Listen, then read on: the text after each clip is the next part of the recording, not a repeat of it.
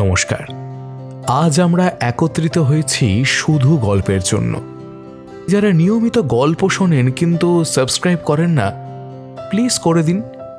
ইউটিউবে subscription free, কিন্তু এতে আমাদের অনেকটা উপকার হয়। আমরা সাহস পাই, উৎসাহ পাই।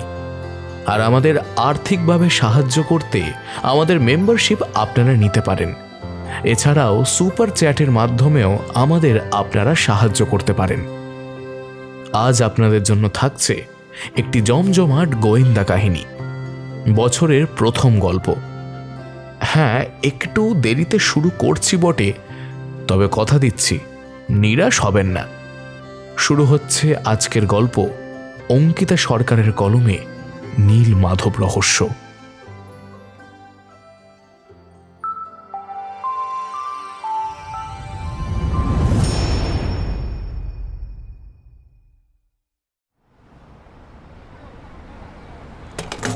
সাইকেলটা নিয়ে বাড়ি থেকে বেরোতে গিয়েই তিতিরের মুডটা অফ হয়ে গেল। পিছনের চাকাটা আবার পাংচার হয়ে গেছে। এই নিয়ে পর 3 দিন এরকম হলো। মাঝে শরীর খারাপের জন্য বেশ কিছুদিন স্কুলে যায়নি, তাই খেয়াল করেনি। না হলে গতকালই দোকানে দিয়ে যেত টিউব পাল্টানোর জন্য। এখন তো আর টিউব পাল্টানোর সময় নেই, সারিয়ে সুরিয়ে যেতে হবে স্কুলে। তিতিরের বাড়ি থেকে স্কুলের দূরত্ব বেশ অনেকটাই।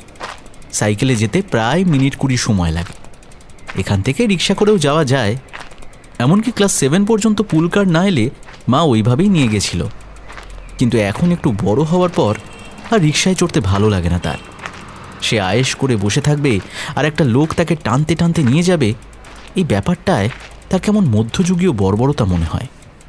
অগত্যা এখন দোকানে মিনিট 15 অপেক্ষা করা ছাড়া আর কোনো উপায় নেই। গত সোমবার স্কুল থেকে ফেরার পথে বৃষ্টিতে ভিজে ঝুপুস হয়ে বাড়ি ফিরেছিল সে।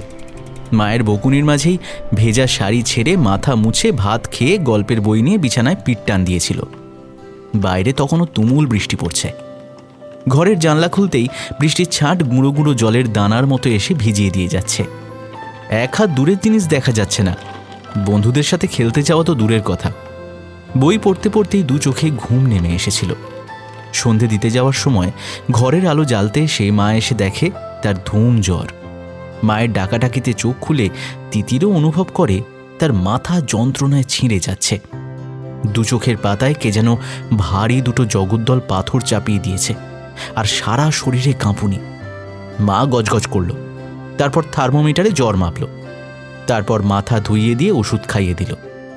পরের দিন জ্বরটা কমলো ঠিকই, কিন্তু শরীরটা বড় দুর্বল, কিছুই খেতে পারছে না। 2 পা হাঁটতে গেলেই মাথাটা ঘুরছে।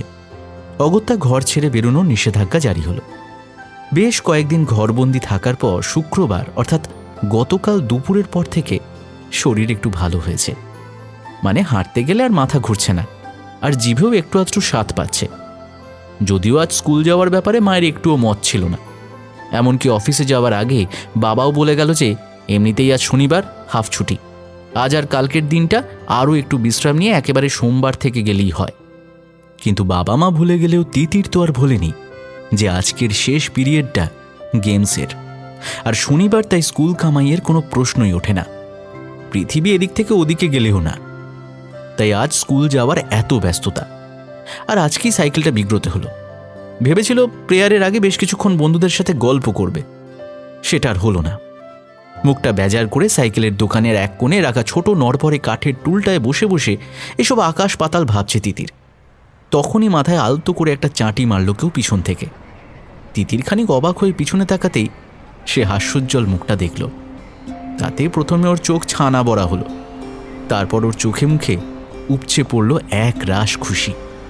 মামু, তুমি? আমি তো নিজের চোখে বিশ্বাসই করতে পারছি না। তুমি সত্যিই এসেছো নাকি আমি স্বপ্ন দেখছি? তিতিরের কথা শুনে ওর ছোট্ট মামু হা হা করে হেসে উঠলেন। সাইকেলের দোকানের কাকুটা ছাড়া পথ চলতি কয়েকজন ওদের দিকে ঘুরে তাকালো। তিতিরের অবশ্য সেদিকে লক্ষ্য নেই। ওর মন তখন আনন্দে লাফাচ্ছে। না, আমি নই, আমার ক্লোন এসে দাঁড়িয়েছে তোর সামনে। পাগলি মেয়ে একটা। তা হ্যাঁ রে, স্কুলে যাওয়ার সময় এই দোকানে বসে আছিস, সাইকেলে কি হলো? তিতির গড় করে নিজের সমস্যার কথা জানালো। চলো চলো, আগে তোমায় বাড়িতে নিয়ে যাই, তারপর সাইকেলের কথা ভাবা যাবে।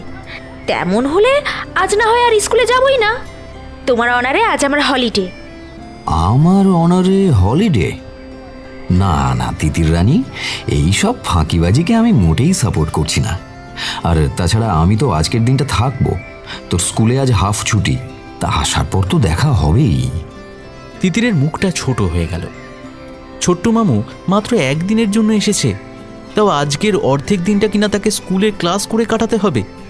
তেমন গুরুত্বপূর্ণ ক্লাস তো নেই আজ, একটা পিরিয়ড তো আবার গেমসের, না গেলে এমন কি আর ক্ষতি হবে। কিন্তু সে কথা কি আর মামু বুঝবে? ধুর, এর চেয়ে মা বাবার কথা শুনে ঘরে বসে থাকলেই হতো। তখন তো আর মামু স্কুলে যাওয়ার কথা এত জোর দিয়ে বলতে পারতো না। কথা বলতে বলতেই ওরা বাড়ির কাছে চলে এসেছে। তিতির সজোরে কলিং বেল টিপল। আসছি বাবা, আসছি। ঘোড়ায় যেন জিম দিয়ে এসেছে। উফ, বেল বাজিয়ে বাজিয়ে কানের মাথাটা একেবারে খেয়ে ফেললো। তিতির ইচ্ছে করেই এটা করেছিল। এখন দুষ্টুমি ভরা চোখে মামুর দিকে তাকিয়ে ঠোঁট টিপে হাসল। মা গজগজ করতে করতে এসে দরজা খুলে প্রথমে তিতিরের দিকে তাকালেন। ও মা, তুই স্কুলে গেলি না? বলতে গিয়ে চোখ পড়েছে পাশে দাঁড়িয়ে থাকা ছোট্টু মামুর দিকে। তিতির মায়ের মুখটা দেখবে বলেই ইচ্ছে করে ওভাবে বেল বাজিয়েছিল। এখন চোখের সামনে ছোট ভাইটাকে দেখে একে একে মায়ের মুখে হাসি, আনন্দ আর সবশেষে চোখ থেকে জল বেরিয়ে গেল। এই সুযোগে ছোট্টু মামুও তার রাঙা দিদিকে ঢিপ করে একটা প্রণাম সেরে নিয়েছে। আর সেটা দেখেই তিতিরের মনে পড়ল, যা, মামুকে তো একটা প্রণাম করা হয়নি। তাই সেও তক্ষুনি সুযোগ পেয়ে মামুর পায়ে ডাইভ মেরে প্রণামটা সেরে নিল। মামুকে দেখে মা যে এতটা খুশি হবে তিতির ভাবতে পারেনি। কত বছর পর যে মামুর সাথে ওদের দেখা হলো তার হিসেব নেই। ছোট্টু মামু আসলে তিতিরের মায়ের নিজের ভাই নয়, মায়ের ছোট কাকার ছেলে। তিতিরের দাদুরা 3 ভাই। ছোট্টু মামুর বাবা ছিলেন তাদের মধ্যে সবচেয়ে ছোট। ছোট্টু মামুর বয়স তখন মাত্র 3। তখন মামার বাড়ি থেকে ফেরার পথে বাস দুর্ঘটনায় ওর বাবা মা দুজনেই মারা যান। অথচ একই সাথে থাকলেও মামুর শরীরে নাকি একটাও আঁচড় ছিল না। ওখানকার একটা চায়ের দোকানের লোক মামুকে একা একা কাঁদতে দেখে থানায় নিয়ে আসেন। দিন 3 পরে তিতিরের দাদু গিয়ে ওদের দাহ কাজ সেরে মামুকে একা বুকে চেপে বাড়ি নিয়ে আসেন। তখন তো এত ফোনের রমরমা ছিল না, তাই খবর পেতে পেতে অত সময় লেগে গেছিল। এসব কথা মা, মাসি আর 2 দিদাদের মুখে অনেকবার শুনেছে তিতির। ছোটবেলায় অনাথ হয়ে যাওয়ায় আর সকলের ছোট ভাই হওয়ায় ছোট্টু মামু সকলের খুব আদরে বড় হয়েছে। যদিও স্কুলের গণ্ডি পার করার পরেই পড়াশোনার জন্য সেই যে মামু বাড়ি ছেড়েছিল, তারপর যে কখন বাড়ি আসে আর কখন উধাও হয়ে যায় কেউই জানতে পারে না। মামু যেহেতু আর্কিওলজিক্যাল সার্ভে অফ ইন্ডিয়াতে চাকরি করে, তাই নির্দিষ্ট কোনো স্থান বা সময় নেই মামুর চাকরির। যখন যেখানে প্রয়োজন পড়ে তখন তল্পিতল্পা গুটিয়ে সেখানেই ঘাঁটি কাটতে হয়।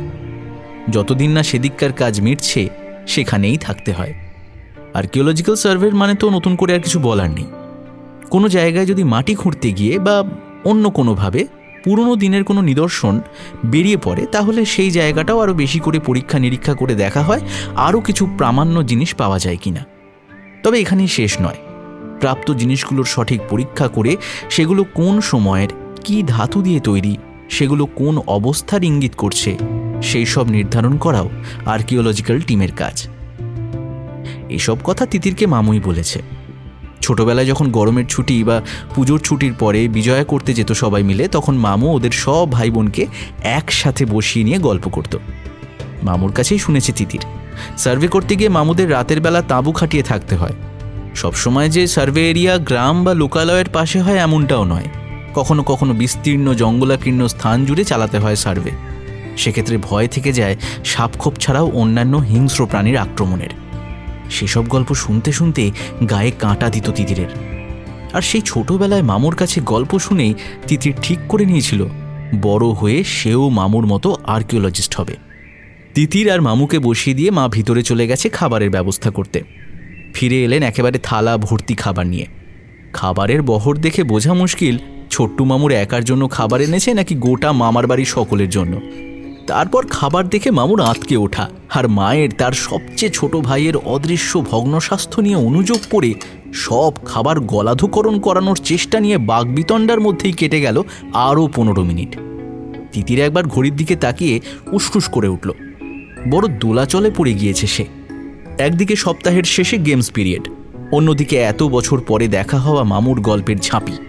কোন দিকে যে যাবে তিতির ঠিক করে উঠতে পারছে না। এদিকে স্কুলে যেতেই হলে আর দেরি করা চলে না। বাধ্য হয়ে তিতির কাঁচুমাচু মুখে ডেকে উঠল। মা, মা ছোট্ট মামুকে ছেড়ে ওর দিকে ফিরে তাকালেন। মায়ের ভ্রু দুটো সেকেন্ড ব্র্যাকেটের মতো হয়ে আছে।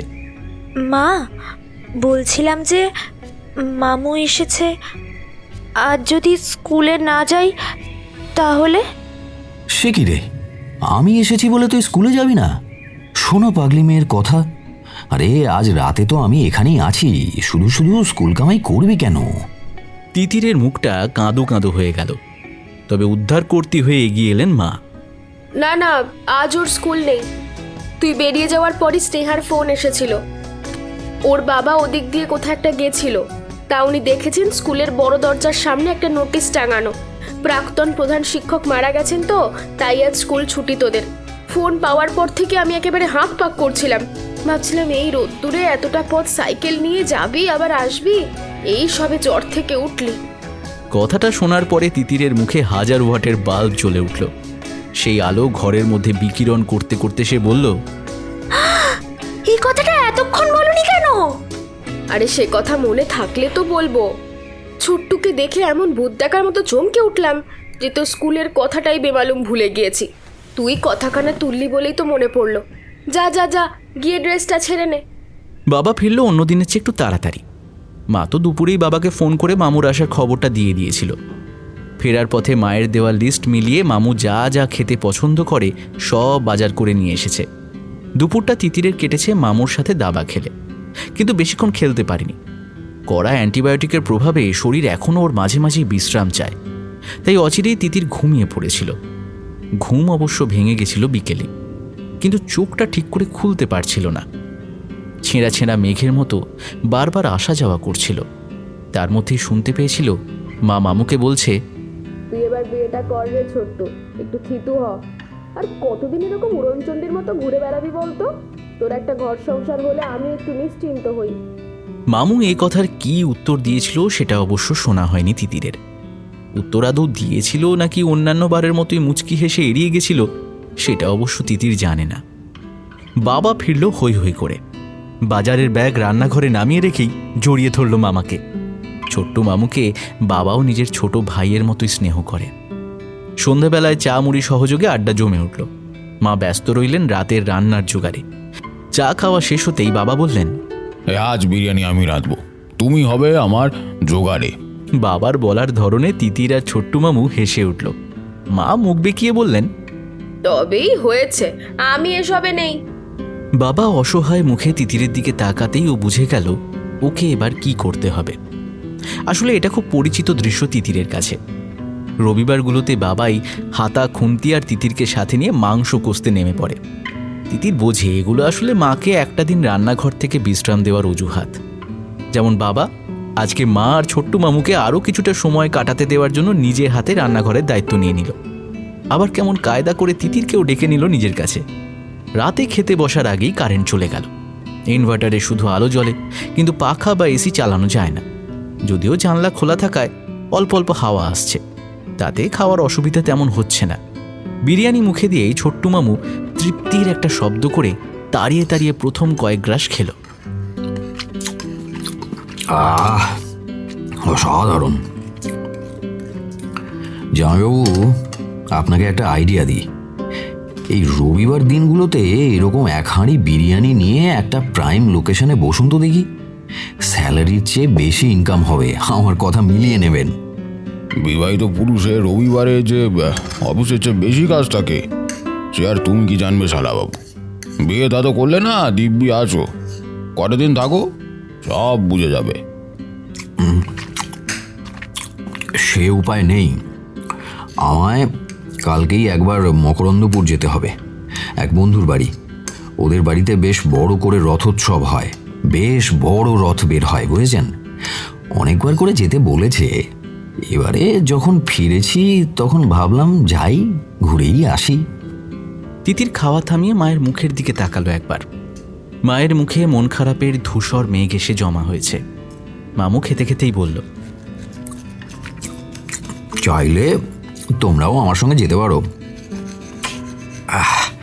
বেশ বড় জমিদার বাড়ি, বুঝেছ? থাকা খাওয়ার কোনো অসুবিধে হবে না। জামাইবাবু, যাবেন নাকি? বেশ একটা উইকেন্ড ট্যুরও হয়ে যাবে। না গো ভাই, প্রাইভেটের চাকরি এমন হঠাৎ করে কি আর ছুটি পাওয়া যায়? তাহলে তিতির চলুক, 2 দিনের তো ব্যাপার। কিরে দিদি, ওর কি পড়ার খুব ক্ষতি হবে? তিতিরের তো চোখ কপালে ওঠার অবস্থা। এঁটো হাতেই সে হাঁ করে একবার মায়ের দিকে তাকাচ্ছে তো একবার মামুর দিকে। পেটের মধ্যে প্রজাপতিদের ওড়াউড়ি টের পাচ্ছে সে। দুরু দুরু বুকে অপেক্ষা করছে মায়ের উত্তরের। কাতর চোখে তাকিয়ে আছে মায়ের দিকে। মা একবার ওর দিকে তাকালেন। হ্যাঁ, সে নিয়ে যেতেই পারিস। কাল তো রবিবার, মঙ্গলবার রথের ছুটি, সোম আর বুধ তো স্কুলে কনস্ট্রাকশনের কাজের জন্য ছুটিও আছে। যা, ঘুরেই আসুক তাহলে। মায়ের কথা শেষ হতেই তিতির চেয়ার ছেড়ে উঠে এঁটো মুখেই চকাশ করে একটা চুমু খেয়ে নিল মায়ের গালে। হাওড়া থেকে সকাল 8:55 কুলিক এক্সপ্রেসে চেপে বেলা 11:30 নাগাদ ওরা নামলো হরিশ্চন্দ্রপুর স্টেশনে। মকরন্দপুর পৌঁছতে গেলে এই স্টেশনেই নামতে হয়, কারণ সব ট্রেন মকরন্দপুর হল্ট নামে যে ছোট স্টেশনটা আছে তাতে দাঁড়ায় না। এখান থেকে গাড়ি বা বাসে করে পৌঁছতে হবে। তিতিরের মনটা অল্প খারাপ হয়ে গেল।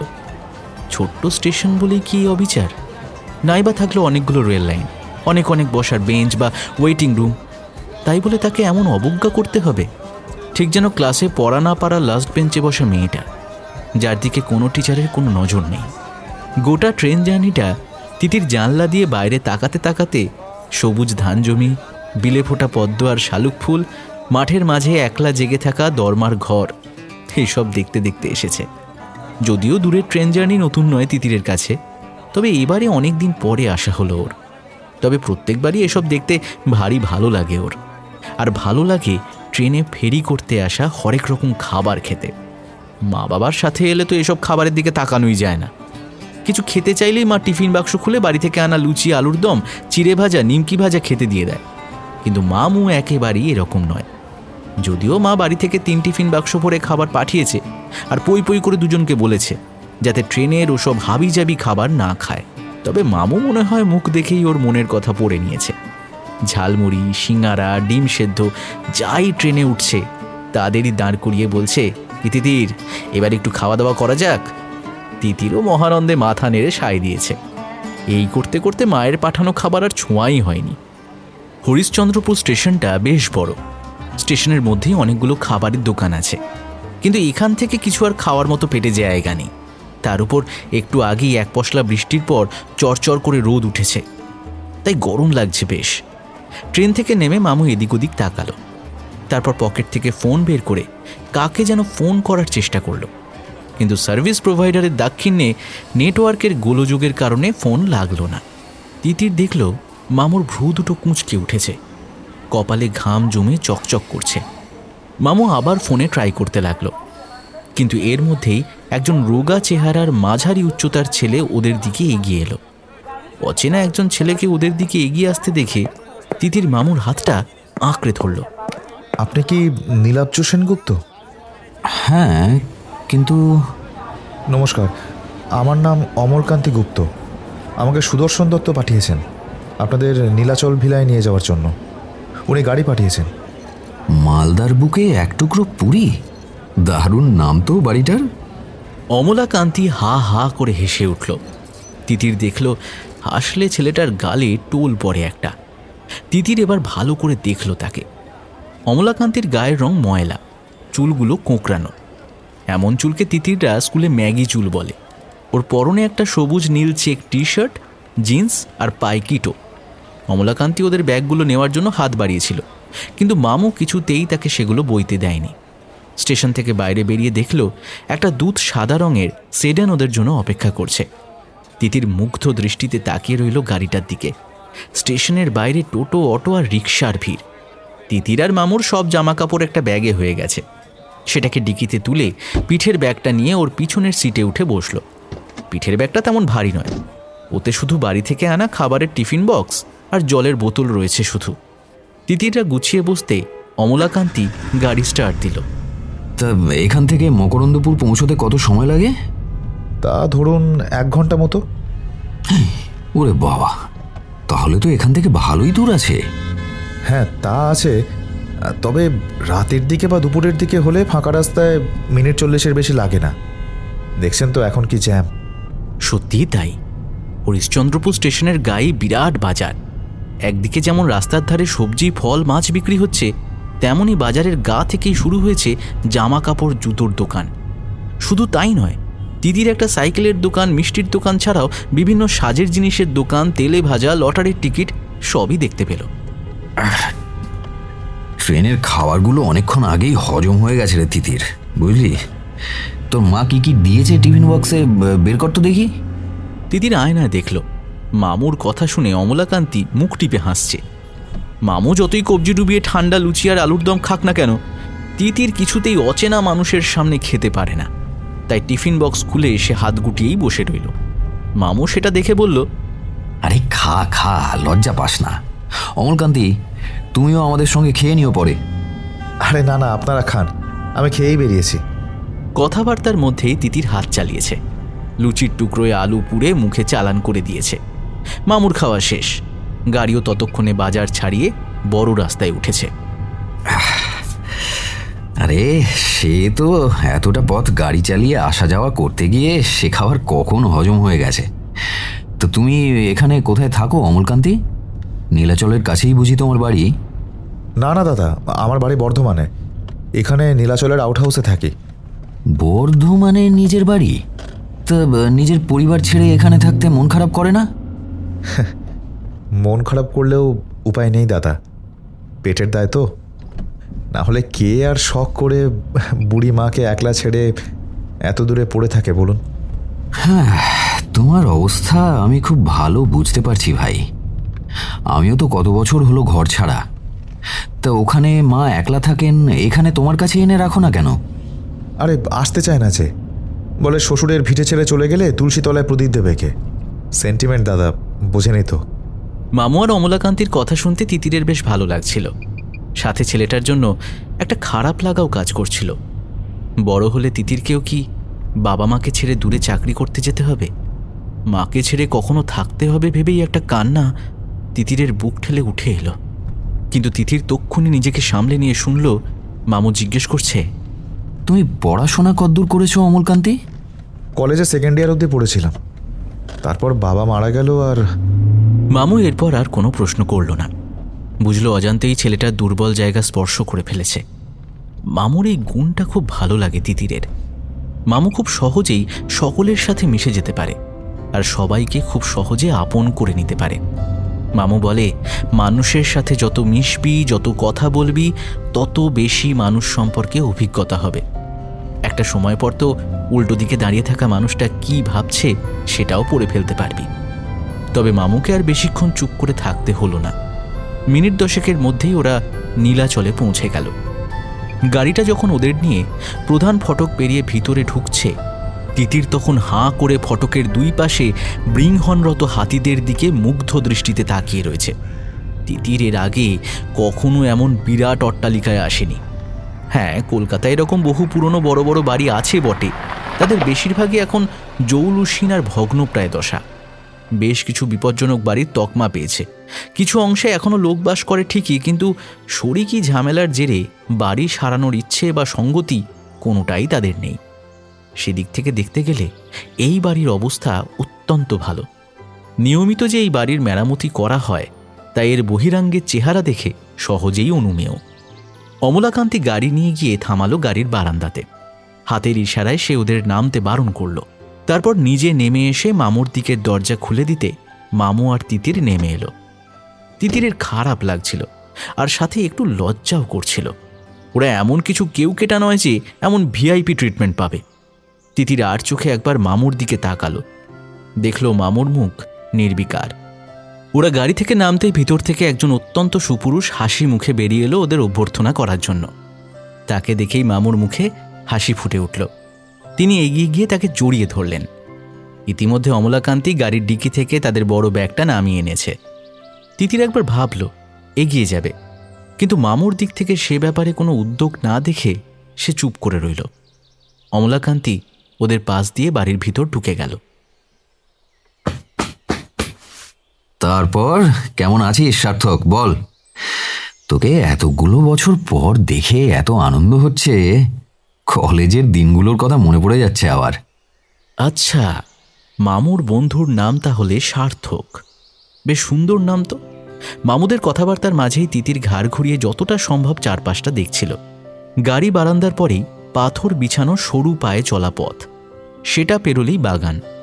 বাগানের মাঝখানে একটা ফোয়ারা, একটা নারী মূর্তি কোমরে কলসি নিয়ে দাঁড়িয়ে রয়েছে। ফোয়ারার নিচে জল থাকলেও এখন সেটা চলছে না, অর্থাৎ নারী মূর্তির কলসি থেকে জল পড়ছে না। তিতির ভাবছিল মামুদের কথা বলার ফাঁকে সে বাগানটা একবার ঘুরে আসবে, কিন্তু তার আগেই মামুর গলার স্বর শুনতে পেল। ও আমার ভাগ্নি দত্তাত্রেয় মল্লিক। এখানে আসার আগে ওদের বাড়ি গেছিলাম, শুনলাম কয়েকদিন স্কুল ছুটি, জিজ্ঞেস করলাম যাবি নাকি। ব্যাস, মেয়ে এক পায়ে রাজি। তিতির, এদিকে এসো। শেষ কথাটা মামু তিতিরের উদ্দেশ্যেই বললেন। তিতির পায়ে পায়ে এগিয়ে এসে ঢিপ করে একটা প্রণাম করতেই সার্থক হাঁ হাঁ করে উঠলেন। তারপর ওদের নিয়ে ভিতরে এলেন। ভিতরে বসার ঘরে ঢুকতেই তো তিতিরের চোখ একেবারে ছানা বড়া হয়ে গেল। বাড়িটা বড় সে আন্দাজ ছিল তার, কিন্তু এর বসার ঘরটাই যে ওদের গোটা বাড়িটা গিলে নিতে পারে সে ধারণা ছিল না তার। সিলিং থেকে ঝুলছে বড় ঝাড়বাতি, দেওয়ালে ঝোলানো বড় বড় ছবি, এছাড়াও বাঘ, সিংহ, মোষের মাথা। এসব তিতির হিন্দি পিরিয়ড ফিল্মে দেখেছে। বাস্তবেও যে এমন সিনেমার সেটের মতো বাড়ির অস্তিত্ব আছে সেটা তার জানা ছিল না। তিতির দেখল একজন বয়স্ক মানুষ একটি আরাম কেদারায় মাথা হেলান দিয়ে বসে আছেন। সার্থক তার কাছে গিয়ে খুব ধীর স্বরে ডাকলেন, বাবা, বাবা। ভদ্রলোক মনে হয় শুনতে পেলেন না। সার্থক আবার তাকে ডাকলেন, তবে একটু জোরে। এবার শুনতে পেলেন। কই, কোথায় তারা? সার্থক পাশেই রাখা একটা টেবিলের উপরে রাখা একটা চশমা তাকে দিতেই তিনি সেটা পরে এবার তাদের দিকে তাকালেন। খুব ভালো করে তাদের দেখে নিয়ে আবার সার্থকের দিকে তাকালেন। সার্থক এবার তাদের পরিচয় করিয়ে দিলেন। এই যে আমার বন্ধু নীলাব্জ, আর ও হচ্ছে তার ভাগ্নি দত্তাত্রেয়। তিতির পা ছুঁয়ে প্রণাম করতেই যাচ্ছিল, কিন্তু দেখল মামু 2 হাত জড়ো করে বুকের কাছে এনে একটা নমস্কার করলেন। দেখা দেখি তিতিরও তাই করল। আমার বাবা পুরন্দর নন্দী। পুরন্দরের মুখ নির্বিকার, মনের কোনো ভাব তার মুখে ফুটে ওঠে না। তিতির বুঝতে পারল না ওদের দেখে তিনি খুশি হয়েছেন না বিরক্ত। বাবা, নীলাব্জকে আমি ওই ব্যাপারে সবই জানিয়েছি। কলেজে ও ওরা অনেক দূর থেকে এসেছে, নিশ্চয়ই পথশ্রমে ক্লান্ত। স্নান খাওয়া সেরে ওরা বিশ্রাম সেরে নিক। ঠিক সন্ধ্যা 6টায় ওদের নিয়ে আমার ঘরে আসবে। আর মনে রাখবে, কেউ যেন ওদের এখানে আসার আসল উদ্দেশ্য না জানতে পারে। এবার অবাক হওয়ার পালা তিতিরের। আসল উদ্দেশ্য মানে? ওরা এখানে এই বাড়ির বিখ্যাত রথযাত্রা উপলক্ষে আসেনি? তাহলে কি মামু ওকে মিথ্যে কথা বলল? উদ্দেশ্যটা যে কি সেটা পরিষ্কার হলো লাঞ্চের সময়ে। মামু যে তিতিরকে সব সত্যি কথা বলেননি সেটা নিয়ে ওর বেশ রাগই হয়েছিল, কিন্তু পরে সবটা জানতে পেরে রাগ গলে গিয়ে সেখানে জায়গা করে নিয়েছিল উত্তেজনা। আসলে যেটুকু সার্থকের কথা থেকে জানতে পেরেছে তার সারাংশ হল, এই নীলাচল ধামের রথ আশেপাশের বেশ খানিকটা এলাকা জুড়ে বেশ বিখ্যাত। অবশ্য সেটাই স্বাভাবিক, কারণ এই নীলাচল ধাম এই রথোৎসব পালন করে আসছেন আজ প্রায় 110 বছরের কাছাকাছি সময় ধরে। এই উৎসবের প্রচলন করেছিলেন সার্থকের প্রপিতামহ অর্থাৎ পুরন্দরের পিতামহ জগন্নাথ নন্দী। পরপর 3 বছর পুজোর পরে 4র্থ বছরে তার মৃত্যু হয়। মৃত্যুকালে তার বয়স হয়েছিল 97 বছর। তারপর এই উৎসবের দায়িত্ব এসে পড়ে সার্থকের পিতামহ অর্থাৎ পুরন্দরের পিতা নীলমাধবের উপরে। তাঁর মৃত্যুর পর এখন এই উৎসবের দায়িত্ব এসে পড়েছে পুরন্দরের কাঁধে, এবং সেই দায়িত্ব তিনি এখনও নিষ্ঠা ভরে পালন করে চলেছেন। নন্দীবাড়িতে প্রায় পুরীর মন্দিরের আদলে তৈরি একটা জগন্নাথ মন্দির আছে। রোজ দুবেলা তাঁদের নিত্য সেবার জন্য পুরোহিত দীপঙ্কর আচার্য আসেন। পুজো এবং মন্দিরের দায়িত্ব আজ 40 বছর ধরে তাঁর কাঁধেই সমর্পিত। প্রতি বছর রথের দিন গর্ভগৃহ থেকে জগন্নাথ, বলরাম ও সুভদ্রার মূর্তি বের করে তাদের বিভিন্ন গয়নায় সাজিয়ে রথকেও ফুল দিয়ে ও পতাকা দিয়ে সাজিয়ে বের করা হয় বাড়ি থেকে। আশেপাশের গ্রামে ঘুরিয়ে ফিরিয়ে এনে রাখা হয় নাট মন্দিরে। 7 দিন পরে আবার উল্টো রথের দিনে রথ বের করা হয়। উল্টো পথে রথ ঘুরে এসে জগন্নাথ, বলরাম, সুভদ্রা স্থান হয় মন্দিরের গর্ভগৃহে। পরের দিন হয় প্রসাদ বিতরণ। সব মিলিয়ে প্রায় 5,000 লোকের পাত পড়ে। গয়নারা ঢুকে যায় সিন্ধুকে। দারু ব্রহ্মের মূর্তি আবার সেজে ওঠে ফুলের গয়নায়। এতদূর অবধি সব ঠিক ছিল। পুরন্দরবাবু যেদিন থেকে এই পুজোর দায়িত্ব হাতে পেয়েছেন সেদিন থেকে তিনি পুজোর আগে সব গয়না পালিশ করে নেন। কোনো বছর এর অন্যথা হয় না। এবছরেও তিনি সিন্দুক খুলে সেই সব গয়না বের করতে গিয়ে দেখেন জগন্নাথ, বলরাম ও সুভদ্রার 3টে মুকুট মিসিং। সর্বত্র আতিপাতি করে খুঁজেও সেই মুকুট 3টের কোনো হদিশ পাওয়া গেল না। অথচ এই 3টে মুকুট ছাড়া বাকি সব গয়না যেমনকার তেমনই আছে। জগন্নাথ দেবের গয়না চুরি হয়েছে দেখে পুরন্দর খুবই মুষড়ে পড়েন। তিনি এ কথা ছোট ছেলে সার্থককে জানান এবং এর একটা উপায় করতে বলেন। এদিকে রথযাত্রা উপলক্ষে 7 দিন আগে থেকে আত্মীয় স্বজন আসা শুরু হয়ে গিয়েছে। ওই মুকুট 3টে পুরন্দরের কাছে ব্যক্তিগতভাবেও খুব মূল্যবান, কারণ তার প্রথম সন্তান জন্মের পর পুরন্দরের বাবা ওইগুলো ঠাকুরের জন্য উৎসর্গ করেছিলেন। এইসব কথা তিতিরা জানতে পেরেছে খাওয়ার টেবিলে বসে। মামু সব শুনে ভ্রু কুঁচকে বলেছিলেন, পুলিশকে কি খবর দেওয়া হয়েছে? তারা কি বলছে? আমি বলেছিলাম, কিন্তু বাবা রাজি হননি। এই বাড়িতে কখনো পুলিশ আসেনি। লোক জানাজানি হলে যে কেলেঙ্কারি হবে। অগত্যা কিন্তু মুকুট উদ্ধার করতে মামু কিভাবে হেল্প করবে? আমি তো এখনো বুঝতে পারছি না। মামু তো কোনো পুলিশ বা গোয়েন্দা নয়। তিতিরের এই কথায় ও স্পষ্ট দেখল মামু আর সার্থক আঙ্কেলের মধ্যে চোখের ইশারায় কি একটা গোপন কথার যেন আদান প্রদান হয়ে গেল। সেসব কথা অন্য কোনো দিন তোকে সময় করে বলবো তিতির। তার আগে আমার সার্থকের সঙ্গে কিছু কথা আছে। হ্যাঁ, বল না, কি জানতে চাস? মুকুটগুলো যে চুরি গেছে সেটা কে কে জানে? বাবা আর আমি ছাড়া আমার স্ত্রী শুভ্রা আর আমার মা জানে, আর আজ তোরা জানলি। এছাড়া বাবা আর কাউকে কিছু জানাতে বারণ করেছে। বাড়িতে এই মুহূর্তে কতজন আছে তোদের? দেখ, আমার দাদা বৌদি আর ওদের মেয়ে বরাবরই কলকাতার বাসিন্দা। 1 সপ্তাহ হলো ওরা এসেছে। আর আমার বোন বিয়ের পর প্রবাসী বাঙালি। সেও প্রায় স্বামীপুত্র নিয়ে আজ 5 বছর পর দেশে ফিরল। আর আমি যেহেতু বেশিরভাগ সময় বাইরেই থাকি, তাই শুভ্রা এখানেই থাকে বিয়ের পর থেকে। তোরা কবে জানতে পারলি যে মুকুটগুলো মিসিং? আজ তো 27 তারিখ। ওই 24 তারিখ সকালে আমাদের চেনা শ্যাকরাকে গয়নাগুলো পালিশ করতে দেওয়ার সময় সিন্দুক খুলে বাবা সব মিলিয়ে মিলিয়ে দেখতে গিয়ে টের পায় মুকুটগুলো নেই। তুই বললি শ্যাকরা আসে গয়না পালিশ করতে। দোকান তার মানে কাছেই? না, গয়না বাবা বাড়ির বাইরে বের করে না, তাই শ্যাকরা এসে বাবার সামনে বসে সব গয়না পালিশ করে দেয়। এটা কি সম্প্রতি চালু করেছেন কাকাবাবু, মানে তোর বাবা, নাকি অনেক দিনকার নিয়ম? না না, আমি ছেলেবেলা থেকে এই নিয়মই দেখে আসছি।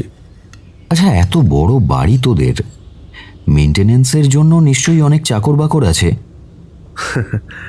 না, অনেক চাকর বাকর নেই।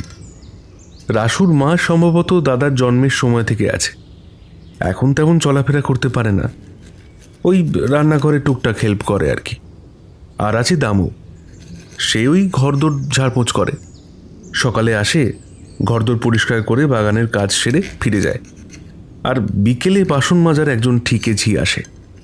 সেভাবে দেখতে গেলে রাসুর মা ছাড়া পরিবারের বাইরের লোক আর কেউ থাকে না বাড়িতে। আর ড্রাইভার অমলকান্তি, সেও তো বাইরের লোক। হিরে, দেখেছিস? ওর কথা বলতে ভুলেই গেছি। হ্যাঁ, ও আর রাসুর মা বাইরের সার্ভেন্টস কোয়ার্টারে থাকে। আচ্ছা, এই যাদের কথা বললি তারা সবাই বিশ্বস্ত তো? মানে বুঝতেই পারছিস আমি কি মিন করছি? বুঝতে পারছি। তোরা তো হেজিটেট করার কিছু নেই। রাসুর মা আজ প্রায় 20 বছর হলো এই বাড়িতে আছে। তাছাড়া তার মূল কাজ রান্নাঘরে আর ডাইনিংয়ে। উপরে বাবার ঘরে সে যায় না। দামুর সব ঘরে এন্ট্রি আছে ঠিকই, তবে তার ফাঁকিবাজি স্বভাবের জন্য ঘর ঝাড়পোঁছের সময় শুভ্রা সব তদারক করে। আর রইল বাকি অমলকান্তি, সে তো বৈঠকখানার পরে আর এদিকে আসেই না। কঠিন বিষয়। আচ্ছা, আমি কি একবার কাকাবাবুর সঙ্গে কথা বলতে পারি? হ্যাঁ হ্যাঁ, অবশ্যই পারিস। বাবা তো জানে তুই কি জন্য এসেছিস, তবে এখন বাবার বিশ্রামের সময়। তোরাও একটু গড়িয়ে নে, আমি বিকেলে এসে বরং তোদের নিয়ে যাব। তিতিরদের যে ঘরটায় থাকতে দেওয়া হয়েছে তার আকার ওদের বাড়ির দুটো ঘরের সমান। পুরনো বাড়ি প্রথম দেখছে না ও, ওর মামার বাড়িটাই তো প্রায় 60 বছরের পুরনো। কিন্তু তার ঘরগুলো এমন বিরাট আকারের নয়। ঘরটা শুধু যে বড় তাই নয়, সিলিংটাও বেশ উঁচুতে। একটা লোহার রড দিয়ে পাখাটা কড়িবর্গা থেকে নিচের দিকে ঝোলানো। ঘরের সাথেই লাগোয়া বারান্দা, সেখানে আবার বিভিন্ন গাছ লাগানো টবে। তিতির ঘরে ঢুকেই আগে দরজা খুলে বারান্দায় চলে গেল। এই ঘরটা বাড়ির ঠিক পিছন দিকে। বারান্দার লাগোয়া একটা বেশ বড় আম গাছ আর নিম গাছ রয়েছে, তাতে দুটো পাখির বাসাও দেখতে পেল তিতির। তিতির, যা জামা কাপড় চেঞ্জ করে একটু শুয়ে নে, বিকেলে এই জায়গাটা দেখতে বেরোবো। ঘুরতে বেরোবো কেন? আমরা তো আর ঘুরতে আসিনি, আমরা এসেছি মুকুট উদ্ধার করতে। খুব চটেছিস মনে হচ্ছে, হ্যাঁ? রাগ করিস না, রাগ করিস না। এসব কথা তো আর সবার সামনে বলা যায় না। আর আমি তো তেমন প্রফেশনাল কেউ নই, কয়েকদিন পরে ওদের পুলিশে যেতেই হবে। তাহলে ওরা প্রাইভেট ডিটেকটিভ না ডেকে তোমায় কেন ডাকলো? আর সার্থক মামু তোমার কলেজের কোন ঘটনার কথা বলছিল? ওরে, তুই তো দেখছি সত্যি সত্যি পুলিশের মতো জেরা করতে শুরু করে দিলি। আরে সেসব অনেক বড় গল্প, পরে শুনবি। এখন একটু শো দেখি, আমার কিন্তু বেজায় ঘুম পাচ্ছে। কথাটা বলেই মামু শব্দ করে একটা হাই তুলল। আর কি আশ্চর্য, তিতির দেখল মামু 20 সেকেন্ডের মধ্যে ঘুমিয়েও পড়ল। অচেনা জায়গায় তিতিরে চট করে ঘুম আসতে চায় না। বাড়িতেও এ ঘর থেকে ও ঘর হলেই ওর ঘুমের ব্যাঘাত ঘটে। এখানেও তাই বেশ কিছুক্ষণ এপাশ ওপাশ করার পর বিছানা ছেড়ে উঠে পড়ল তিতির। ভাবল বিকেল হতে তো এখনও বেশ কিছুটা দেরি আছে, ততক্ষণ না হয় বাড়ির চারপাশটা একটু ঘুরে দেখে আসবে। বিছানা থেকে নেমে পায়ে চটিটা গলিয়ে ঘর থেকে বেরিয়ে এলো তিতির। দুপাশে লম্বা টানা বারান্দা, লাল মেঝে নিয়মিত যত্নে তেল চকচকে হয়ে রয়েছে। তিতির মনে করার চেষ্টা করল নিচে যাওয়ার সিঁড়িটা ঠিক কোন দিকে। ওরা সিঁড়ি দিয়ে উঠে ডান দিকে রাস্তা ধরে এই ঘরে এসেছিল, তার মানে ওই দিকে গিয়ে বাঁকটা ঘুরলেই দেখতে পাবে সিঁড়িটা। তিতির কৌতূহল বসে সেদিকেই এগোতে লাগলো। এই দিকের কোণের যে ঘরটা রয়েছে তাতে সার্থক মামুর দাদা, বৌদি আর তাদের একমাত্র মেয়ে এসে রয়েছে। তিতিরা যখন এদিকে আসছিল তখন ঘরটা বন্ধ ছিল। মামু বলছিল ওরা কোথাও ঘুরতে গেছে, কিন্তু তার জন্য নিজের বাড়িতে ঘরে তালা দিয়ে যাবে কেন? এটা কি হোটেল নাকি? তবে এখন ঘরের দরজা খোলা দেখল তিতির, যদিও সেটা ভেজানো। তাই ঘরে কে আছে সেটা বুঝতে না পারলেও দুটো উত্তপ্ত গলার স্বর কানে এলো। তাহলে তোমার বাবাকে দিতে বলো, বলো তোমার অসুবিধা হচ্ছে। বলেছি তো, কিন্তু বাবা কিছুতেই আমার উপর ভরসা করে উঠতে পারছে না। আমি কি করব বলো? আমি যে আর পেরে উঠছি না। তোমার আর মেয়ের সীমাহীন চাহিদা আমায় যে সর্বশান্ত করে দিচ্ছে। এরপর তো আমায় চুরি ডাকাতি করতে হবে। এমন করে বলছো যেন তুমি জীবনে কখনো চুরি করোনি। তিতিরের ইচ্ছে হচ্ছিল দরজার আড়ালে দাঁড়িয়ে বাকি আলোচনাটাও শোনে, বিশেষ করে ওরা যখন একটা তদন্তের কাজে এসেছে। তদন্ত কথাটা ভাবতেই হাসি পেয়ে গেল তিতিরের। ওকে নিজেকে ফেলুদার তোপসে কিংবা কাকাবাবুর সন্তু মনে করছে নাকি? অন্যের কথা লুকিয়ে শোনা খুবই অন্যায়। তাই তিতির পা চালিয়ে সিঁড়ি দিয়ে নেমে গেল। দুপুর বলেই হয়তো পুরো বাড়িটা ফাঁকা। সকালে সেই যে পুরন্দরের সাথে আলাপ হলো, তারপর আর কাউকে দেখতে পায়নি তিতির। বাড়িতে ঢোকার সময় একজন ছিল বাগানে, সে হয়তো দামু, কিন্তু এখন আর কাউকে দেখতে পেল না তিতির। বাগানে নরম ঘাসের গালিচা পাতা, জুতো পরে সেখানে যেতে ইচ্ছে করল না ওর। জুতো খুলে ঘাসের উপরে পা রাখল তিতির। সবুজের স্পর্শে মনটা জুড়িয়ে গেল ওর। এদিকটায় সব ফুলের গাছ, গোলাপ, জুঁই, টগর, দোপাটি, কোন গাছটা নেই। অনেক ফুলের তো নামও জানে না সে। একপাশে বোগেনভিলিয়া আর মাধবীলতার ঝাড়ও দেখতে পেল তিতির। আর একটু এগিয়ে গিয়ে বেশ কয়েকটা ফলের গাছও চোখে পড়ল। তবে দুটো মৌমাছিকে ঘুরতে দেখে ওদিকে যাওয়ার আর সাহস দেখালো না তিতির। গাছপালা দেখা হয়ে গেলে ফোয়ারার কাছে গেল তিতির। নৃত্যরতা নারীর কাঁধের কলসি থেকে এখন অবিরত ধারায় জল পড়ছে। মগ্ন হয়ে তিতির রঙিন মাছেদের খেলা দেখতে লাগলো। এমন সময় পিছন থেকে একটা ভাঙা ভাঙা গলার স্বরের প্রশ্ন শুনে তিতির অবাক হয়ে পিছন দিকে তাকালো। Hi, who are you? How did you get into this house? Titir দেখল একটা হাফ হাতা টি শার্ট পরা, হাঁটুর কাছটায় ছেঁড়া জিন্স পরা একটা ছেলে তার দিকে তাকিয়ে রয়েছে। ছেলেটার মাথার সামনের চুলগুলো নীল রং করা, এক কানে ইয়ারস্টাড, কানে গোঁজা airpod. Hi, I am Dattatreya Mallick. I arrived here today to enjoy. Hold on. কি নাম বললে? দত্তাত্রেয়া মল্লিক।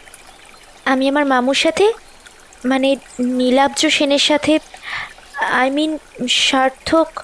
ও, নাও আই গেট ইট। তুমি ছোট মামার সেই বন্ধুর সাথে এসেছো। তা বলছি, এখানে কি করছো একা একা? এভাবে একা একা অচেনা জায়গায় ঘর ছেড়ে বেরিয়ে আসার জন্য তিতির একটু লজ্জা পেল। আসলে ঘরে থাকতে ভালো লাগছিল না, তাই ভাবলাম বাইরেটা একবার দেখে আসি। ও, আমি ভাবলাম তুমিও ঘরের অশান্তি দেখে বিরক্ত হয়ে বাইরে এসেছো। ওকে, নেভার মাইন্ড, এনজয়। ছেলেটা ঘুরে চলে যাচ্ছিল, কিন্তু তিতিরের ডাকে আবার ঘুরে তাকালো। এক্সকিউজ মি, তোমার নামটা? পিয়াল ঘোষ। তিতির এবার বাগান ছেড়ে জুতো গলিয়ে নিয়ে বাড়ির পশ্চিম দিকে এগিয়ে গেল। ওর আন্দাজ ভুল না হলে ওদের ঘরটা ওদিকেই ছিল, আর ওদিকেই আছে ওই আম আর নিম গাছটা। ঠিক গাছ দুটো নয়, পাখির বাসাগুলোর জন্যই ওদিকটা টানতে লাগলো তিতিরকে। আম গাছের নিচে গিয়ে তিতির এদিক ওদিক করে বাসাটা খুঁজতে লাগলো, কিন্তু বারান্দা থেকে তখন বুঝতে পারেনি গাছটা বেশ ঝাঁকড়া, কিছুতেই সেটা খুঁজে পেল না। মন খারাপ করে যখন ফিরে আসতে যাবে তখনই দেখল অমলাকান্তিকে, সাথে একজন বৃদ্ধ, পরনে ধুতি, গায়ে একটা সাদা চাদর জড়ানো। চাদরের ফাঁক দিয়ে পৈতেটা দেখা যাচ্ছে। তাকে কি বোঝাতে বোঝাতে এদিকেই এগিয়ে আসছে অমল, আর বৃদ্ধ প্রবলভাবে নেতিবাচক ভঙ্গিতে মাথা নড়াচ্ছে। তিতিরকে দেখে অমলের কথা থেমে গেল। সে এগিয়ে এসে বলল, আরে তিতির, এদিকে কি করছো?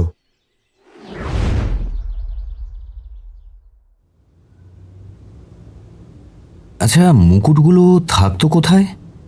বিকেলে পুরন্দরের ঘরে চা খেতে খেতে নীলাব্জ প্রথম প্রশ্ন করলেন।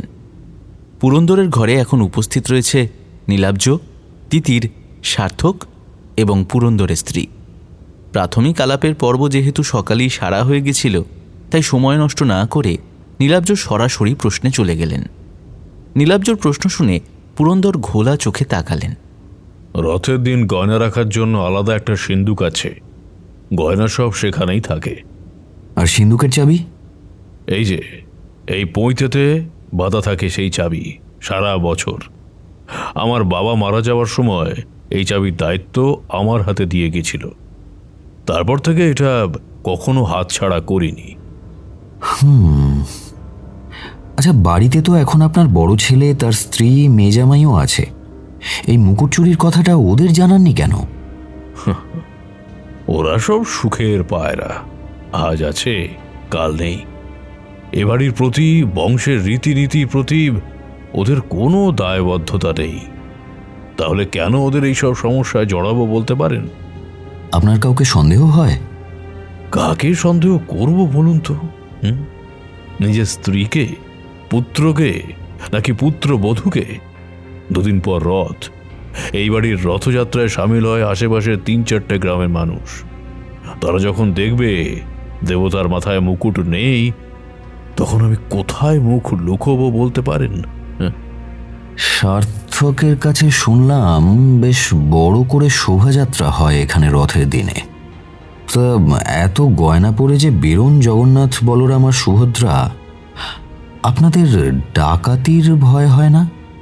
না মানে শোভাযাত্রায় হাঁটতে থাকা প্রতিটা মানুষই যে ভক্ত, এমন কথা জোর দিয়ে তো বলা যায় না। তারপর ধরুন এত বিখ্যাত উৎসব, এর কথা সাতকাহন করে কি আর চারিদিকে ছড়িয়ে পড়েনি? সেখান থেকেও তো কেউ টার্গেট করতে পারে।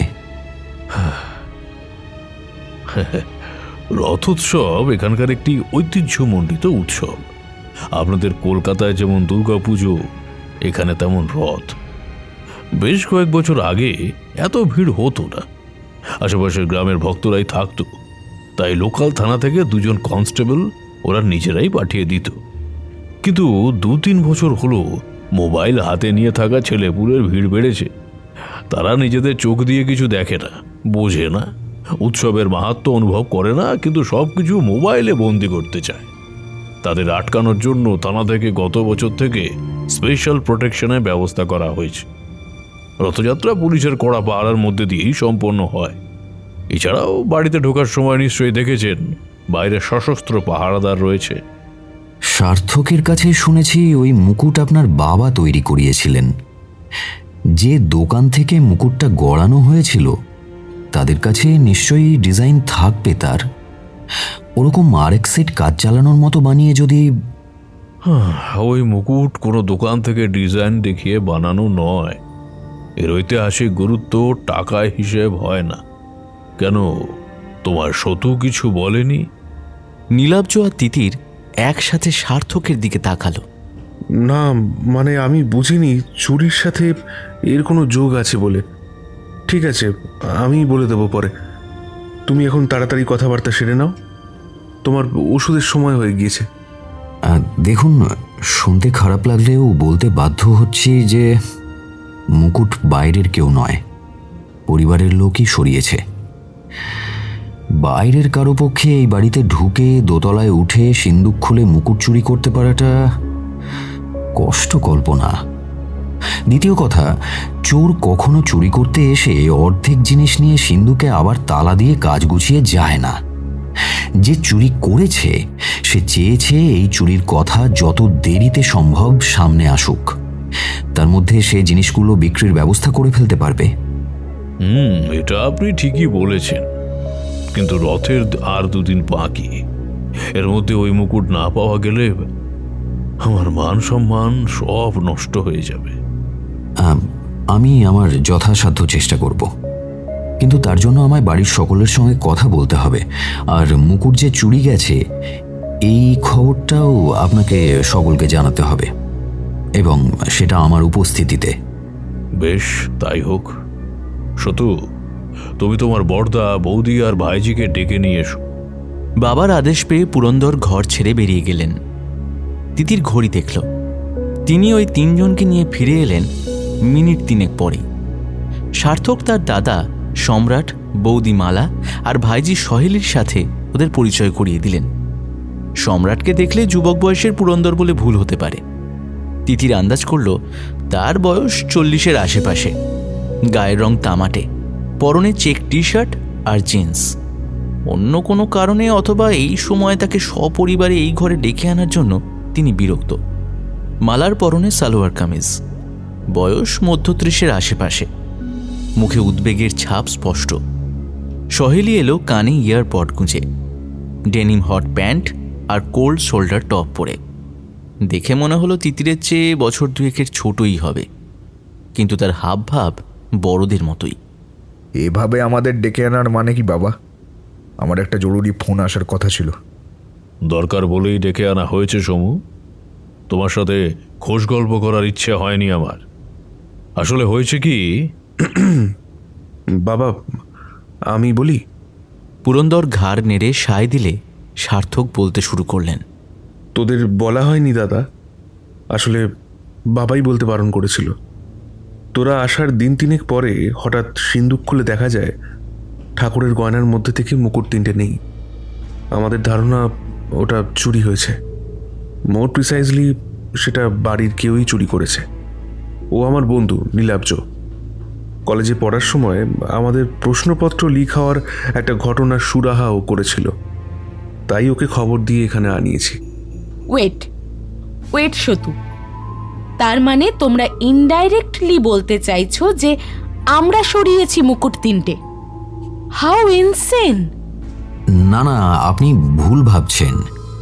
চুরি বাড়ির লোক করেছে এটা আমি জাস্ট যুক্তি দিয়ে বলছি মাত্র। সেটা প্রমাণ করার জন্য আমি কিছু প্রশ্ন করতে চাই। হু আর ইউ? আমি কেন আপনার প্রশ্নের জবাব দেব? আপনি কি পুলিশ না গোয়েন্দা? আশ্চর্য, এভাবে বাড়িতে ডেকে এনে অপমান করার মানেটা কি? নিজেকে সংযত করো মালা। তোমায় এমন কিছুই বলা হয়নি যার জন্য তুমি এমন মানসিক রোগীর মতো আচরণ করবে। এখন আমায় মানসিক রোগী বলে মনে হচ্ছে। থাকবো না আমি এখানে। আমি এক্ষুনি পাপাকে ফোন করব। মালা ঝড়ের গতিতে ঘর ছেড়ে বেরিয়ে গেলেন। সত্যি তোমরা পারো বটে। মালার পিছন পিছন সম্রাট বেরিয়ে যেতে ঘরে সহেলি কান থেকে ইয়ারপডটা খুলে ফেলল। Please don't mind. মা এক ছোট ছোট ব্যাপারে ইস্যু ক্রিয়েট করে ওভার ড্রামাটিক হয়ে পড়ে। আপনি যা জানেন আমাকে জিজ্ঞাসা করতে পারেন। I will try to help you. Thank you Soheli. খুব পার্সোনাল কিছু জানতে চাইবো না, তবু যদি তোমার ইচ্ছে না হয় তবে কোনো প্রশ্নের উত্তর নাও দিতে পারো। ইটস ফাইন, আপনি বলুন। তোমার বাবা মানে সম্রাটের পেশা কি? বাবার বিজনেস এক্সপোর্ট ইম্পোর্টের, আর মা হাউসওয়াইফ। আমি একটু আগেই বললাম ঠাকুরের 3টে মুকুট চুরি হয়েছে। তুমি কখনো দেখেছো? ছবিতে। আসলে প্রত্যেক বছর রথের সময় আমরা এখানে তো আসতে পারি না, আমার ইউনিট টেস্টের সময় সেটা। রাইট। শেষ কবে এসেছিলে এখানে? Most probably 5 years ago। তাও এত ভিড় হয়েছিল যে বাবা আমাকে রথের কাছে যেতেই দেননি। ছাদ থেকে দেখেছিলাম আমরা। সো টেকনিক্যালি ওই মুকুটটা আমি চোখে দেখিনি বলা যায়। আচ্ছা সোহেলি, তুমি বললে তোমার ইউনিট টেস্ট থাকে এই সময়, তাই তোমরা এখানে আসতে পারো না। তাহলে এই বছর এলে যে, এক্সাম কি পোস্টপন হয়েছে নাকি আগেই হয়ে গেছে? নো, এক্সাম চলছে অলরেডি। আজকেই ম্যাথস ছিল। আসলে বাবা মা স্কুলে গিয়ে প্রিন্সিপালের থেকে পারমিশন নিয়ে এসেছে যে টেস্টের সময় আমি অ্যাবসেন্ট থাকবো, তাই আমায় যেন অ্যালাউ করা হয়। শুনতে শুনতে নীলাব্জোর ভ্রু কুঁচকে উঠল। তিতির দেখল পুরন্দর সহ বাকিদের মুখেও জিজ্ঞাসা ফুটে উঠেছে। কেন? সহেলি দাঁত দিয়ে নিচের ঠোঁট চেপে ধরল। নখ দিয়ে সে বিছানার চাদর খুঁটছে। ওকে যেতে দাও নীলাব্জ, ব্যাপারটা আমি আন্দাজ করতে পারছি। সহেলি মাথা নিচু করে ঘর ছেড়ে বেরিয়ে যেতে পুরন্দর বললেন, আসলে সমুর কলকাতায় এক্সপোর্ট ইম্পোর্টের ব্যবসা। বেশ কম বয়সেই ও সেই ব্যবসায় ঢুকেছিল, আর অল্প কয়েকদিনেই ভালো উন্নতি করেছিল। কিন্তু হাতে কাঁচা টাকা আসার পর ওর মধ্যে পরিবর্তন দেখা গেল। বাজে সঙ্গে পড়ে নেশা করা শুরু করলো। কলকাতা থেকে দূরে থাকলেও আমার কানে সব খবর আসতো। ওই সময়ই মালার সাথে ওর পরিচয় এবং প্রেম। ছেলে অন্য পথে চলে যাচ্ছে দেখে আমি আর ওর মা ঠিক করলাম সমুর বিয়ে দেব। মালার কথা আমাদের জানতে একদিন ওর বাড়ি গিয়ে দেখা করি। তারপর ওদের বিয়ে হয়। বিয়ের পর সমুর উচ্ছৃঙ্খলতা অনেকটাই কমে গেছিল। দিদি ভাই হওয়ার পর পুরো সংসারই হয়ে গেছিল সমু। ব্যবসা ভালোই চলছিল। কলকাতায় 2টো বড় ফ্ল্যাট, গাড়ি, প্রত্যেক বছর বিদেশে ঘুরতে যাওয়া, সবই চলছিল। কিন্তু বছর 5 আগে তাল কাটল। সমু জানালো 2টো ট্রাক হারিয়ে যাওয়ায় বাজারে ওর দেনা হয়েছে। মালার গয়না বন্ধক দিয়ে 2টো ফ্ল্যাট মর্টগেজ রেখেও সে টাকা জোগাড় করতে পারেনি। ওর মায়ের কথায় আমি 20 লাখ টাকা ওকে দিই। কিছুদিন পরে না জানিয়ে কলকাতার ফ্ল্যাটে গিয়ে দেখি সেখানে মালার জন্মদিন পালন হচ্ছে। সমু বউকে হীরের নেকলেস পরিয়ে দিচ্ছে। এটুকু না করলে নাকি সমাজে ওর মান থাকবে না। সেদিন আরো দেখলাম সমু মদ খাওয়া শুরু করেছে আবার।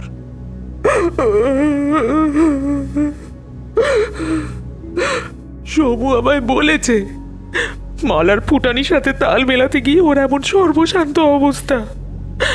2 দিন অন্তর পার্টি, বেড়ালের বিয়ে, লোকের দেখা দেখি, দামি দামি গয়না, ঘুরতে যাওয়া, কুকুর পোষা, এসব করতে গিয়ে আমার ছেলেটাকে শেষ করে দিল। অলক্ষী একটা। চুপ করো, তোমার ছেলে কিছু কম দোষী নয়। হ্যাঁ গো, তুমি ওকে টাকাটা দিয়ে দাও না। আমার নয় কিছু গয়না বন্ধক রেখে অন্তত ওদের মাথার উপর ছাদটা তো থাকবে। আর একটা টাকাও আমি দেব না। যেমন নিজেরা কর্ম করেছে তেমন ফল ভোগ করুক। তিতিরের মনে পড়ে গেল দুপুরবেলা বাগানে যাওয়ার সময় পুরন্দরের সেই চাপা গলার বলা কথা। মামুকে এটা জানাতে হবে। এখান থেকে আর কিছু জানা যাবে না বুঝে নীলাব্জ তিতিরের হাত ধরে ওই ঘর ছেড়ে বেরিয়ে এলেন।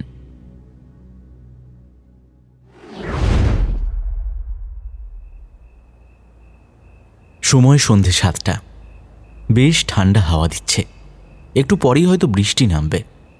নীলাচলের ছাদে দাঁড়িয়ে চা খাচ্ছেন নীলাব্জ, সার্থক ও তার স্ত্রী শুভ্রা। তিতির চা খায় না, ওর হাতে ধরা দুধের গ্লাস। ওর মা বারবার করে বলে দিয়েছে রোজ 1 গ্লাস করে দুধ না খেলে তিতির সুস্থ হয়ে উঠতে পারবে না। চা খেতে খেতে নীলাব্জ বললেন, আচ্ছা, তখন কাকাবাবু ওই মুকুটের কি একটা ইতিহাসের কথা বলছিলেন, সেটা বলতো। Good question. ঠিক আছে, বলছি। তবে মুকুটের কথা বলার আগে একটু সেই সময়ের ইতিহাসের কথা বলে নিই। এই মুকুটগুলো আসলে প্রায় 250 বছরের পুরনো। জগৎ শেঠের কথা আমরা সকলেই জানি। এটা আসলে কোনো ব্যক্তির নাম নয়, আসলে এটা একটা উপাধি যা বংশ পরম্পরায় সেই পরিবারের পুরুষরা গ্রহণ করে। মুর্শিদাবাদের জগৎ শেঠের নিজস্ব একটা ট্যাক্সাল অবধি ছিল। যাই হোক, জগৎ শেঠের সে সময়ের সম্পত্তির পরিমাণ গোটা ব্রিটিশ অর্থনীতির চেয়ে বড় ছিল। কিন্তু তাদের সেই অবস্থার অবনতি হল 1763 সালের পর মুর্শিদকুলি খাঁ যখন নবাব হলেন। সে সময় শেঠ পরিবারের কয়েকজনকে ছাদ থেকে ছুঁড়ে ফেলে হত্যা করা হয়। তারপরেও তাদের সম্পত্তির পরিমাণ নেহাত ফেলনা ছিল না।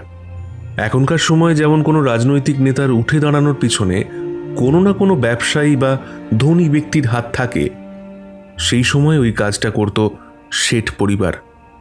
মোটামুটি 1857 সালের পর থেকে ওই পরিবার সম্পর্কের ইতিহাস নীরব। কিন্তু ইতিহাস নীরব হলেও লোকমুখে কিছু কথা তো সবসময় প্রচারিত হয়। তার কিছুটা যেমন সত্যি হয়, তেমনই বেশিরভাগই হয় গুজব। তো তেমনই একটা গুজব বলো বা সত্যি, সেটা হলো 1857 সালে সিপাহী বিদ্রোহের পর বাংলার অবস্থা টালমাটাল হলো। ইস্ট ইন্ডিয়া কোম্পানি বুঝলো ব্যবসা দিয়ে এতদিন যাদের চুপ করিয়ে রাখা হয়েছিল, এবার তা যাবে না। শক্ত হাতে রাশ টেনে ধরতে হবে।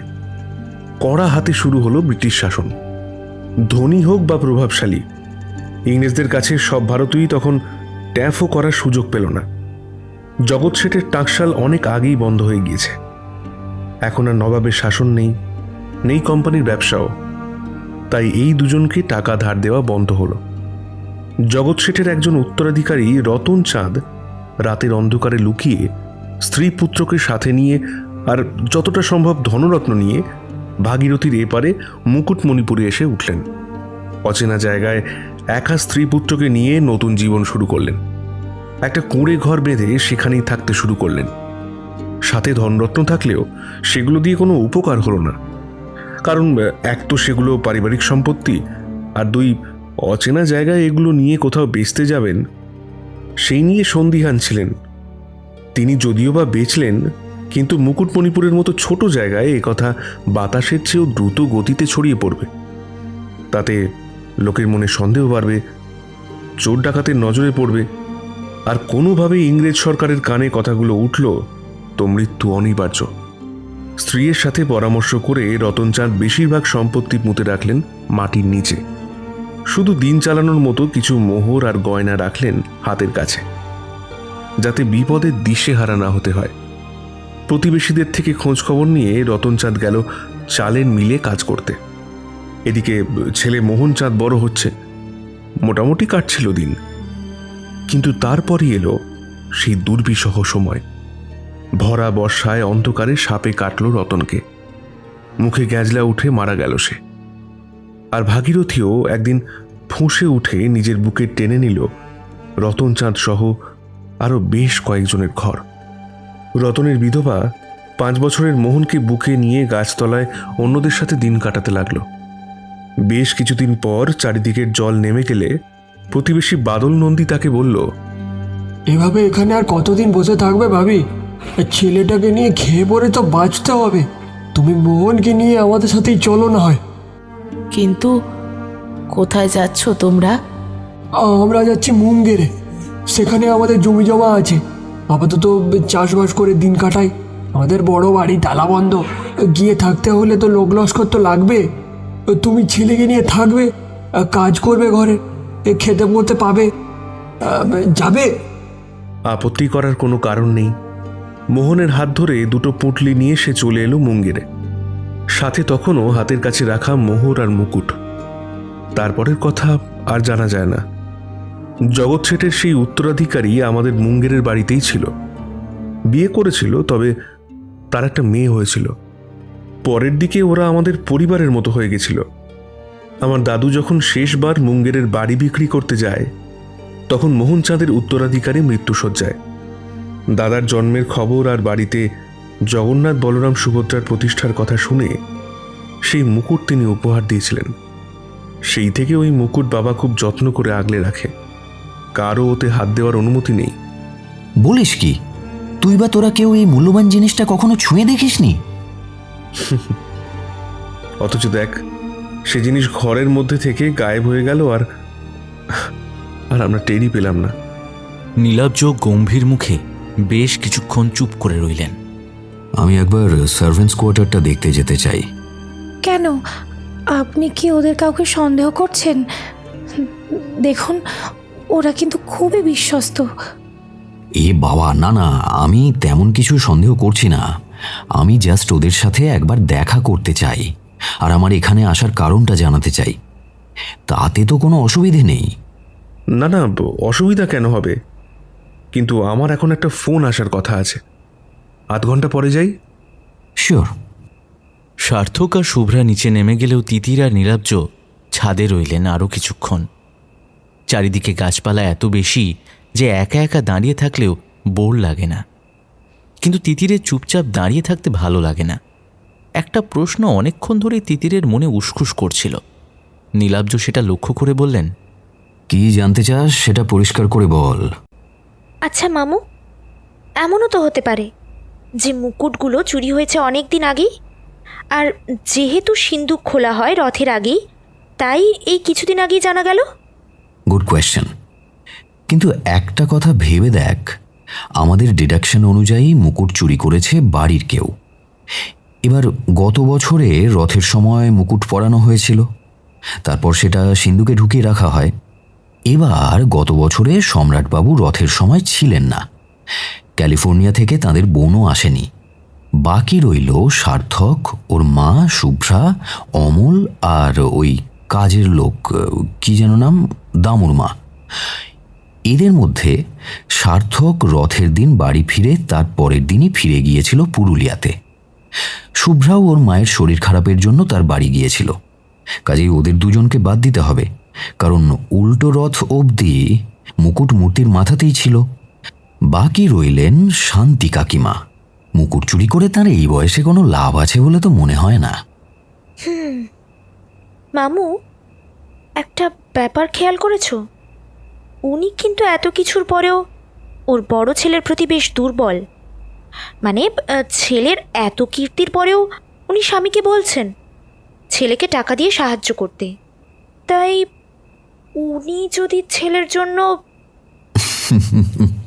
তাই তোর ধারণা উনি মুকুট চুরি করে ছেলেকে সাহায্যের জন্য দিয়েছেন কিনা? দেখ, এই পসিবিলিটি যে আমার মাথায় আসেনি তা নয়, কারণ স্বামীর পৈতেতে বাঁধা চাবির অ্যাক্সেস সবচেয়ে বেশি ছিল তাঁরই। কিন্তু মুকুট যদি তিনি ছেলেকে দিয়েই দেবেন, তাহলে সম্রাটের এখানে থাকাটা জাস্টিফাই করা যায় না। উনি কেন চুরির জিনিস সাথে রেখে রিস্ক নিয়ে এখানে পড়ে থাকবেন? হয়তো জিনিসটা এখনো হাতে পাননি। আমি তো দুপুরের কথা তোমায় বলেছিলাম। এখনো হয়তো সেটা ওর মায়ের কাছে আছে। শান্তি কাকিমার কাছে মুকুট থাকলে উনি কেঁদে স্বামীকে বলতেন না ছেলেকে টাকা দিতে। ইনফ্যাক্ট নিজেকে সেফ সাইডে রাখার জন্য তিনি মুখই খুলতেন না। কিন্তু এসব নয়, আমার মাথায় অন্য একটা প্রশ্ন ঘুরছে। কি প্রশ্ন মামু? মুকুটই কেন? কেন অন্য গয়না নয়? কেন সব গয়না নয়? যে চুরি করবে সে অল্প জিনিস নিয়ে কি নিজের ডিগনিটি প্রমাণ করতে চাইবে, নাকি মুকুটের সাথে তার কোনো সম্পর্ক আছে? সম্পর্ক? কিসের সম্পর্ক? মামুর কাছ থেকে প্রশ্নের কোনো উত্তর পেল না তিতির। তার আগেই নীলাব্জুর ফোনটা বেজে উঠল। সার্থকের ফোন। মামু আসছি বলে নিচে নেমে গেল। তিতিরও অগত্যা নিচে নেমে এলো। সিঁড়ি দিয়ে নামার সময়ই মামুর ফোন আবার বেজে উঠল।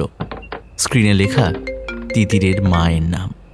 ওর হাতে ফোন দিয়ে মামু বলল, তুই ঘরে গিয়ে কথা বল, আমি আসছি। তিতিরকে ঘরে পাঠিয়ে দিয়ে নীলাব্জ সিঁড়ি দিয়ে একতলায় যাচ্ছিলেন। সার্থক তাকে ওখানেই যেতে বলেছেন।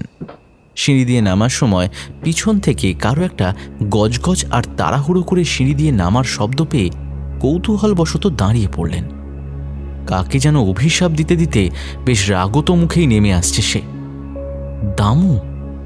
কিন্তু সে এখন এখানে কি করছে? তার তো বিকেলেই বাগানের কাজ সেরে বাড়ি ফিরে যাওয়ার কথা। সার্থক তো তেমনই বলেছিল। নীলাব্জ আর নিজের কৌতূহল আটকাতে না পেরে জিজ্ঞেস করেই ফেললেন, আরে দামু, তুমি এখন এখানে কি করছো? দামু বকবক থামিয়ে ভ্রু কুঁচকে তাকালো নীলাব্জর দিকে। সন্ধ্যার পর থেকে সে চোখে কম দেখে। তার উপর নীলাব্জ নতুন মুখ, তাই চিনে নেওয়ার চেষ্টা করছিল। চিনতে পেরেই মুখের বিরক্তি যতটা সম্ভব আড়াল করে সে বলল, হ্যাঁ ওই একটু কাজ রয়ে গেছিল, তো কাজটা হলো না, বাড়ি ফিরে যায়। কি কাজ? সে একটা ব্যক্তিগত কাজ। বউয়ের চিকিৎসার জন্য টাকা চাইতে গিয়েছিলে তো? দামুর মুখে এবার বিস্ময় ফুটে উঠল।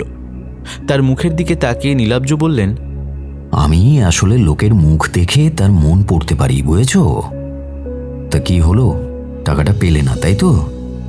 দামুর চোখে ততক্ষণে জায়গা করে নিয়েছে সম্ভ্রম। সিঁড়িতে দাঁড়িয়ে এসব কথা বলা যায় না বলে ওখান থেকে সরে এলো দুজনে। আড়াল পেয়ে দামু নিজের ক্ষোভ উগড়ে দিল। আর বলবেন না দাদা, একেবারে চামার। টাকার পাহাড়ে বসে আছে কিন্তু কাউকে এক ফোঁটা সাহায্য করবে না। কত করে বললাম 1050 টাকা ধার দিন, মাইনে থেকে কেটে নেবেন না হয়। শুনে বলল, তুই যদি টাকা নিয়ে পালিয়ে যাস তখন কি হবে?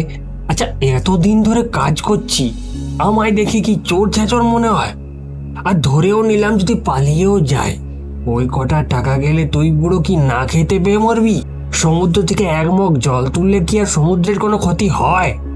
সত্যি খুব খারাপ লাগছে তোমার জন্য।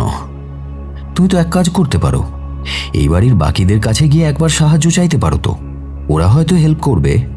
আপনি খেপেছেন দাদা, এ বাড়ির লোকগুলোকে তো আপনি চেনেন না। বড়টার তো নিজেরই টাকার দরকার, ওকে বরং সবাই মিলে টাকা দিলে তবেই ভালো হয়। আর এ বাড়ির মেয়ে, তার তো দিমাগে মাটিতে পায়েই পড়ে না। আর বিয়ে হয়ে গিয়েছে, তবু পুরনো প্রেমিকের সাথে আসনাই চালিয়ে যাচ্ছে। আমি ফোনে লুকিয়ে কথা বলতে শুনেছি, কিসব টাকা দেওয়ার কথাও বলছিল। আর সার্থক, সেও কি এদের মতোই নাকি? আপনার বন্ধু এমনিতে ভালো মানুষ, কিন্তু বাপের অবাধ্য হতে পারবে না। এ নিয়ে তো বউয়ের সাথে রোজ ঝামেলা হয়। যাক, বাদ দিন, আমার কপাল। তবে আমি অভিশাপ দিচ্ছি, বুড়ো ওই টাকাকে বুকে আগলে রাখে তো, ওই টাকার জন্যই বুকের ব্যায়াম হয়ে মরবে ও। একবার হাসপাতালে গিয়ে বাঁচিয়ে এনেছি, এবার মরবে। বুকের ব্যায়াম? কি হয়েছিল? অত আমি জানি না, তবে ওই তো মাসখানেক আগে হাসপাতালে গিয়ে গাদা খানেক টাকা খরচ করে ওই সব যন্ত্রপাতি বসিয়ে আনলো। পেসমেকার। দামু যে ওটার কথাই বলছে সেটা বুঝতে সময় লাগলো না নীলাব্জর। দামুকে ছেড়ে দিয়ে সার্থক যেখানে তার জন্য অপেক্ষা করছে সেদিকে এগিয়ে গেলেন তিনি।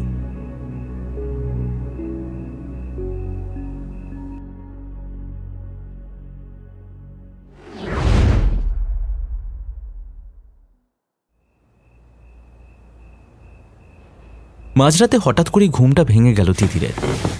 অন্ধকার ঘরে প্রথমে বুঝতে অসুবিধা হলো কোথায় আছে সে। তারপর ধীরে ধীরে সবটা মনে পড়তে উঠে বসল সে। পাশে তাকিয়ে দেখল মামু ঘুমাচ্ছে। তিতিরও তাড়াতাড়ি ঘুমিয়ে পড়েছিল।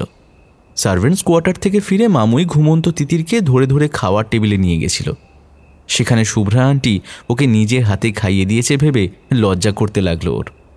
আসলে সারাদিনের জার্নি, তারপর দুপুরে না ঘুমোনোয় মায়ের সাথে কথা শেষ করতেই ঘুমিয়ে পড়েছিল ও। কিন্তু অমলাকান্তি তারপর বুড়ি ঝির সাথে কি কথা হলো সেটা কাল সকালের আগে জানা যাবে না। অনেকক্ষণ গভীর ঘুমে থাকার পর ঘুম ভেঙে যাওয়ায় সহজে ঘুম এলো না তিতিরের। বিছানায় বেশ কিছুক্ষণ এপাশ ওপাশ করার পর উঠে বসল। সাবধানে খাট থেকে নেমে বারান্দায় চলে এলো। একটু আগেই মনে হয় বৃষ্টি হয়েছে। আম গাছের ভেজা পাতাগুলোতে আলো পড়ে চকচক করছে। কাছেই ঝিঁঝি ডাকছে একটানা। তিতির বারান্দায় বেশ কিছুক্ষণ পায়চারি করল। ডান দিকে এসে এদিক ওদিক তাকাতে লাগল। মন্দিরের চূড়াটা অল্প দেখা যাচ্ছে এখান থেকে। কাল একবার যেতে হবে। যে ভগবানের গয়না চুরির জন্য এত দূরে আসা, তার কাছেই একবার যাওয়া হলো না। আরও কিছুক্ষণ ওখানে কাটিয়ে ঘরে ফিরে আসতে যাবে তিতির, ঠিক তখনই গাছের ফাঁক দিয়ে একজনকে সন্তর্পণে হেঁটে আসতে দেখল সে। তিতির বাঁ দিকে আরও সরে এলো, যাতে গাছের পাতার ফাঁক দিয়ে ওকে দেখতে পায়। ঝাঁকড়া চুল, ঢোলা প্যান্ট। এটা তো পিয়াল, যার সাথে দুপুরে দেখা হয়েছিল। এত রাতে বাড়ির পিছন দিকেও কি করছে?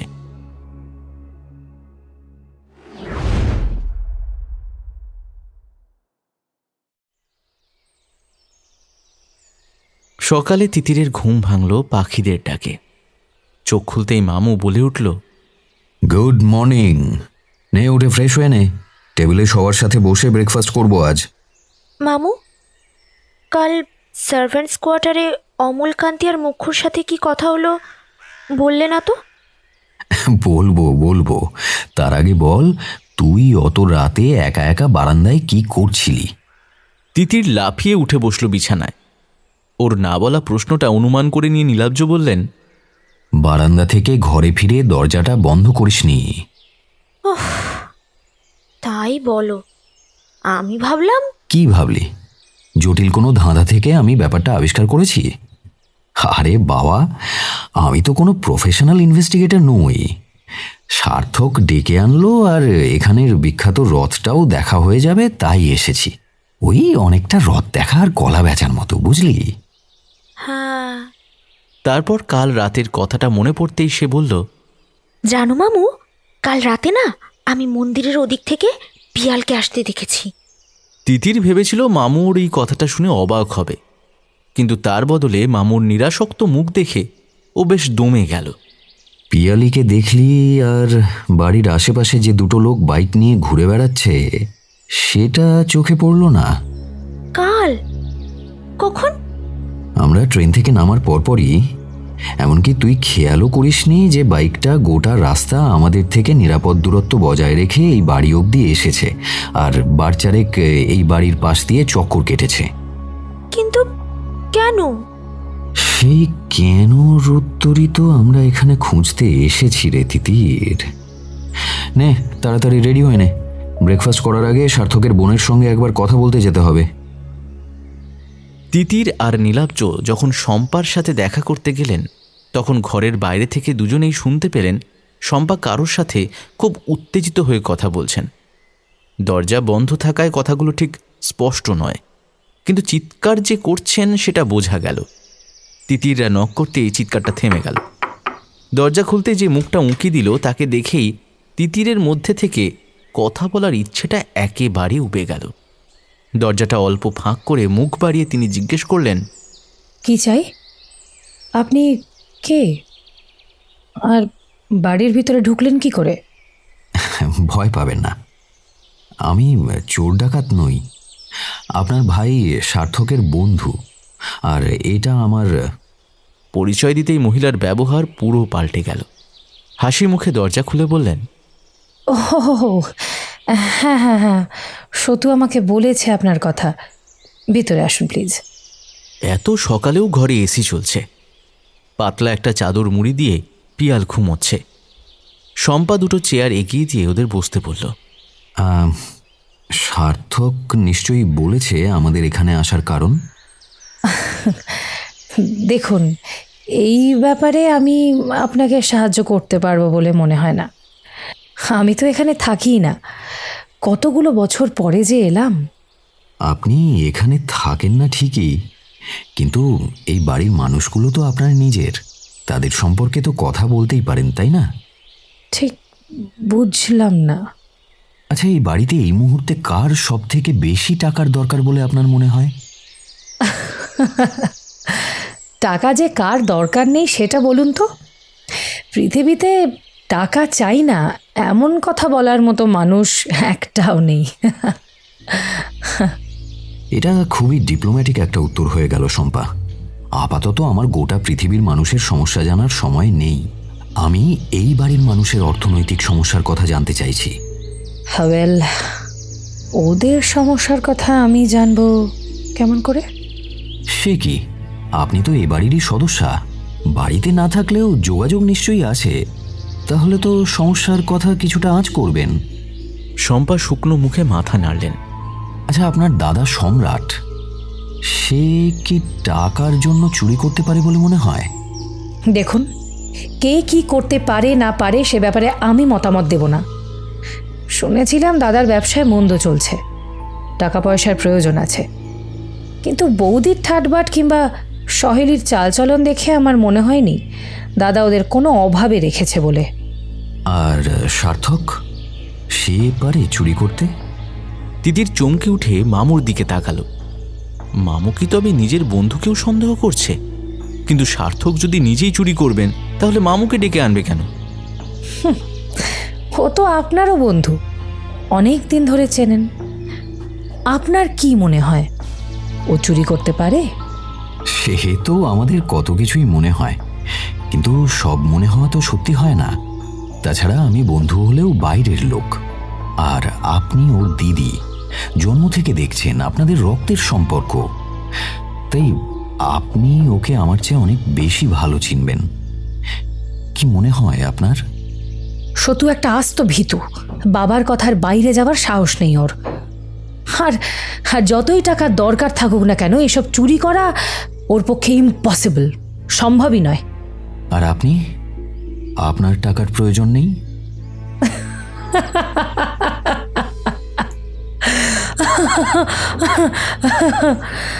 নীলাব্জ, আপনি হয়তো জানেন না আমার হাজব্যান্ডের পে স্কেল কি। ও ইন্ডিয়ান কারেন্সিতে নয়, ডলারে স্যালারি পায়। এসব পুরোনো দিনের সোনা গয়নায় ওর কোনো ইন্টারেস্ট নেই। নীলাব্জ হাসলেন। মামুর এই অদ্ভুত হাসির মানে তিতির বুঝে উঠতে পারল না। আপনার স্বামীকে কাল থেকে দেখছি না, উনি কি এখানে নেই? পীযূষ আইটিতে আছে, এতদিনের ছুটি ওর অফিসে গ্রান্ট করেনি, তাই কলকাতার ব্রাঞ্চে যেতে হচ্ছে। ও রথের দিন একেবারে ফিরবে, তখন টানা কিছুদিন থাকবে এখানে। আচ্ছা, ধন্যবাদ। আজ তাহলে উঠি।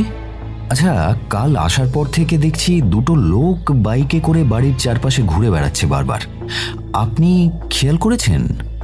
কই না তো, কত লোকই তো বাইক নিয়ে যাতায়াত করে, সবার দিকে তাকিয়ে থাকার রুচি বা সময় কোনোটাই আমার নেই। ওই ঘর থেকে বেরিয়ে এসে তিতির যেন হাঁপ ছেড়ে বাঁচল। একটা প্রশ্ন অনেকক্ষণ ধরে তিতিরের মনে ঘুরঘুর করছে, এবারও সাহস করে সেটা জিজ্ঞেস করেই ফেলল। আচ্ছা মামু, তুমি কি সার্থক মামুকেও সন্দেহ করছো? না করার তো কিছু নেই রে তিতির, সুযোগ তো ওর কাছেও ছিল। ধুর, তাই যদি হবে তাহলে তোমায় কেন নিজে থেকেই ডেকে আনবে এখানে? তাতে তো ওরই বিপদ। সার্থক মামুর কথা শুনলেই বোঝা যায় মামু তোমায় ঠিক কতটা ভরসা করে। কিংবা হয়তো করেই না, এসব নিয়ে পরে ভাববি। এখন চল, ব্রেকফাস্টের জন্য ডাইনিং রুমে যাই, পেটে ছুঁচোয় যে ডন দিচ্ছে রে।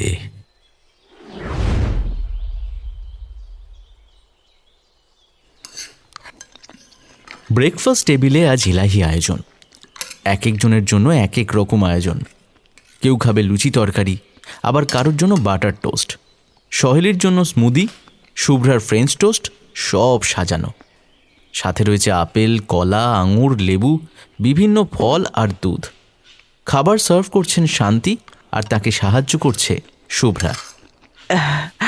বেশি করে খাও দিদি ভাই, বাড়ন্ত বয়সে খাবে না তো আর খাবে কবে? তুমি অয়েলি ফুডগুলো খাবে, তোমার স্কিন খারাপ হয়ে যাবে এত অয়েল খেলে। মালা গম্ভীর মুখে মেয়ের পাশে বসে আছে। শান্তি নাতনিকে হালকা ধমক দিয়ে বললেন, তোর কি যে তুই এসব খাস?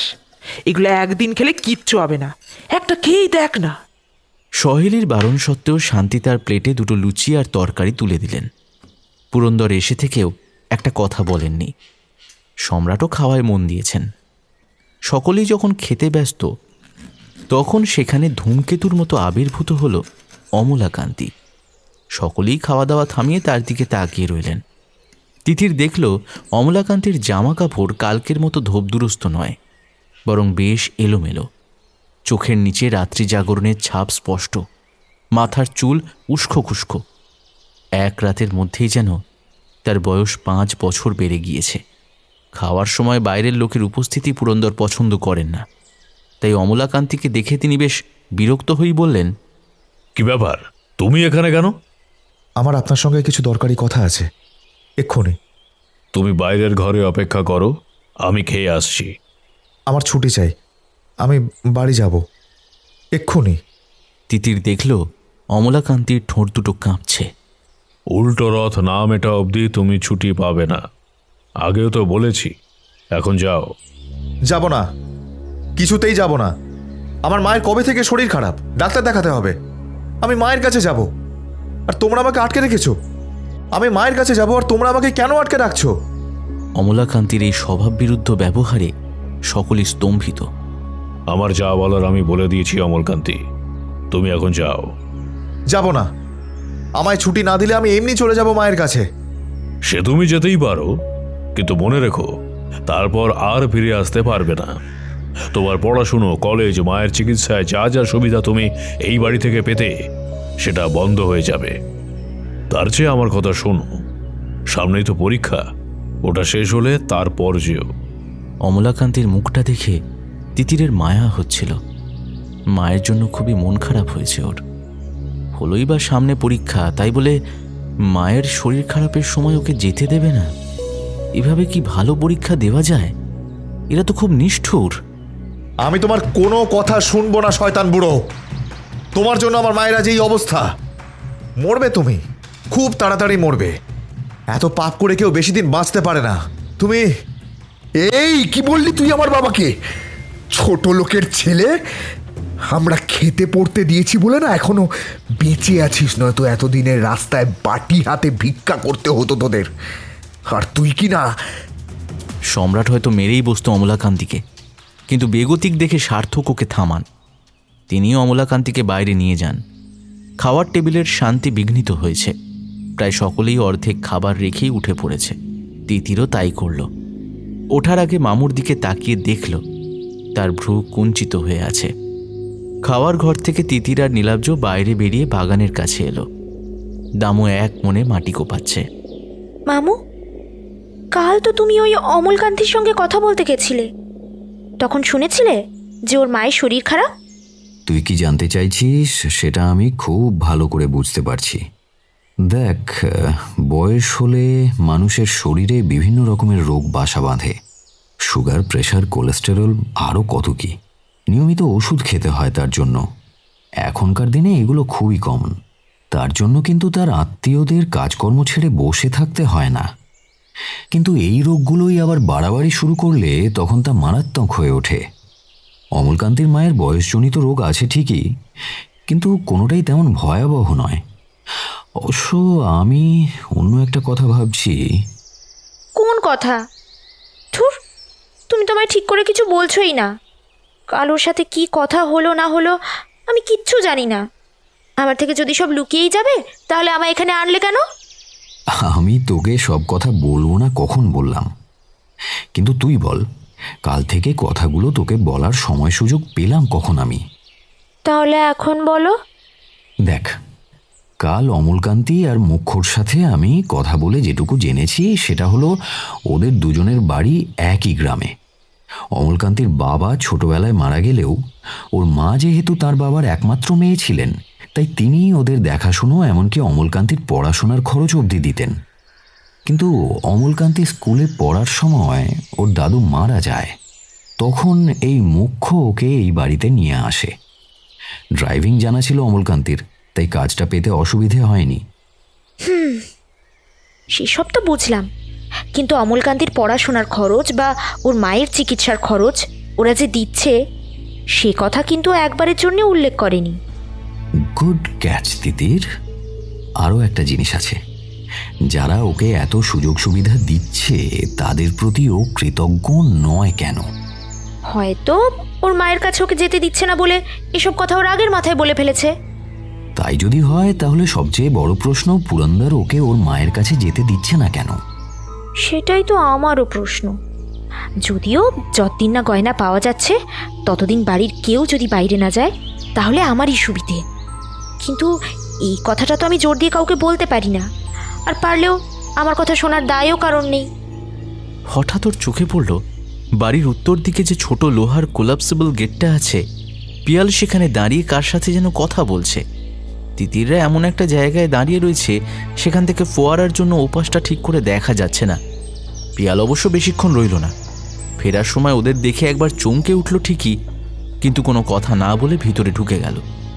তিতির মামুর হাত ধরে ঝাঁকিয়ে ডাকতেই নীলাব্জ গম্ভীর মুখে বললেন, দেখেছি, তবে বাইক নিয়ে যে দুজন বাড়ির চারপাশে ঘোরাঘুরি করছে তাদের কারো সাথে পিয়াল কথা বলছিল না। ওর সাথে দেখা করতে যে এসেছিল সে সাইকেল নিয়ে এসেছিল। বুঝলি তিতির, পিয়ালেরও টাকার দরকার আছে, সাংঘাতিকভাবে আছে। এখন চল মন্দির থেকে একটু ঘুরে আসি।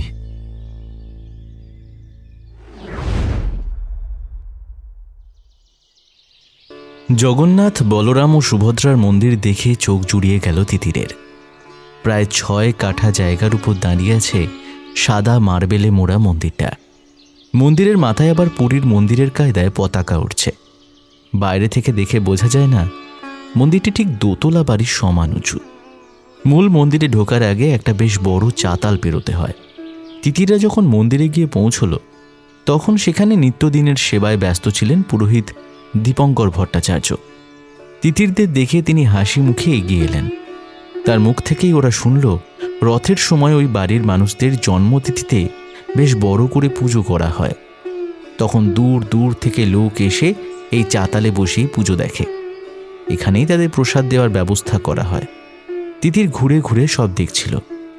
মন্দিরের গর্ভগৃহে বসানো জগন্নাথ, বলরাম ও সুভদ্রার মূর্তি। মূর্তিগুলোর উচ্চতা ফুট 2 মতো, পুরীর মন্দিরের আদলে তৈরি।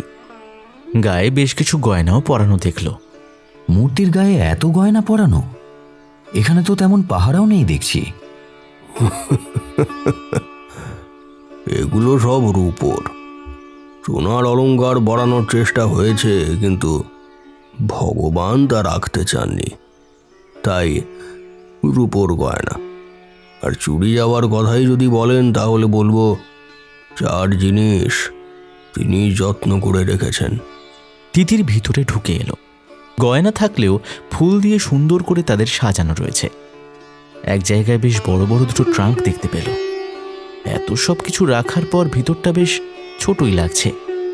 খুব বেশি হলে 3-4 জন থাকতে পারবেন। মূর্তির মাথার উপরে একটা চামর রয়েছে।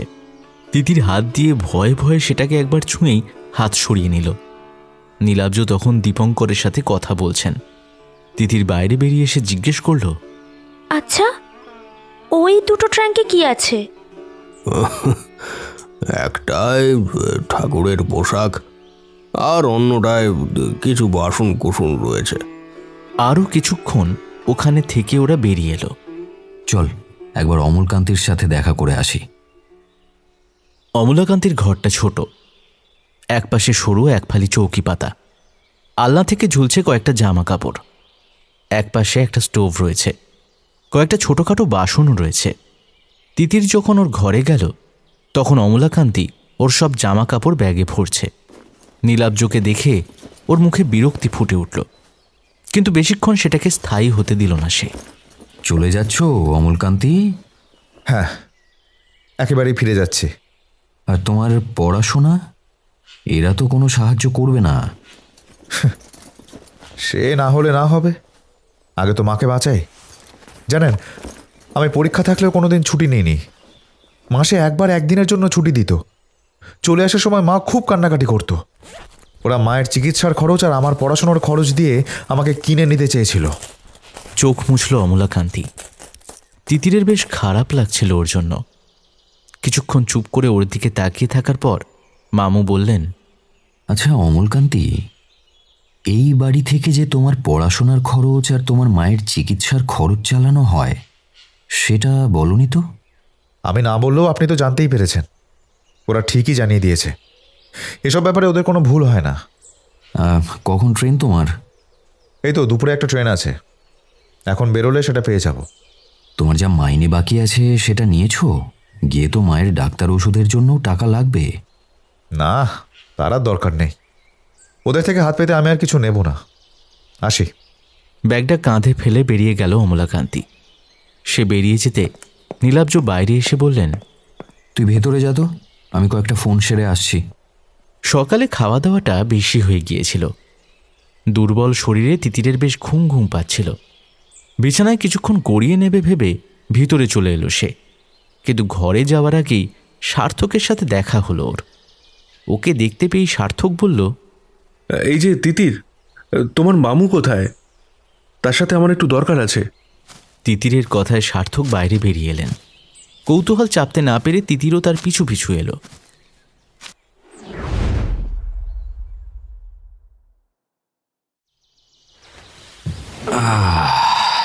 বুঝলি তিতির, এতক্ষণে পরিষ্কার হলো মুকুটগুলো চুরি হলো কি করে। বিছানায় বসে নীলাব্জ কথাটি বললেন। তিতির বারান্দা থেকে ঘরে এসে বলল, বলো কি? এতক্ষণ তুমি তাহলে কি জানতে? এতক্ষণ জানতাম মুকুট চুরি হয়েছে। চুরি হওয়া জিনিস এই বাড়িরই কোথাও রাখা আছে। চুরি করেছে বাড়ির কোনো সদস্য, কিন্তু কিভাবে চুরি হয়েছে সেটা সার্থকের মা মানে শান্তি কাকিমার কথায় পরিষ্কার হলো। কিভাবে? দেখ, প্রথম থেকেই আমরা জানি চুরি যাওয়া মুকুট থাকতো পুরন্দরের শোয়ার ঘরের সিন্দুকে।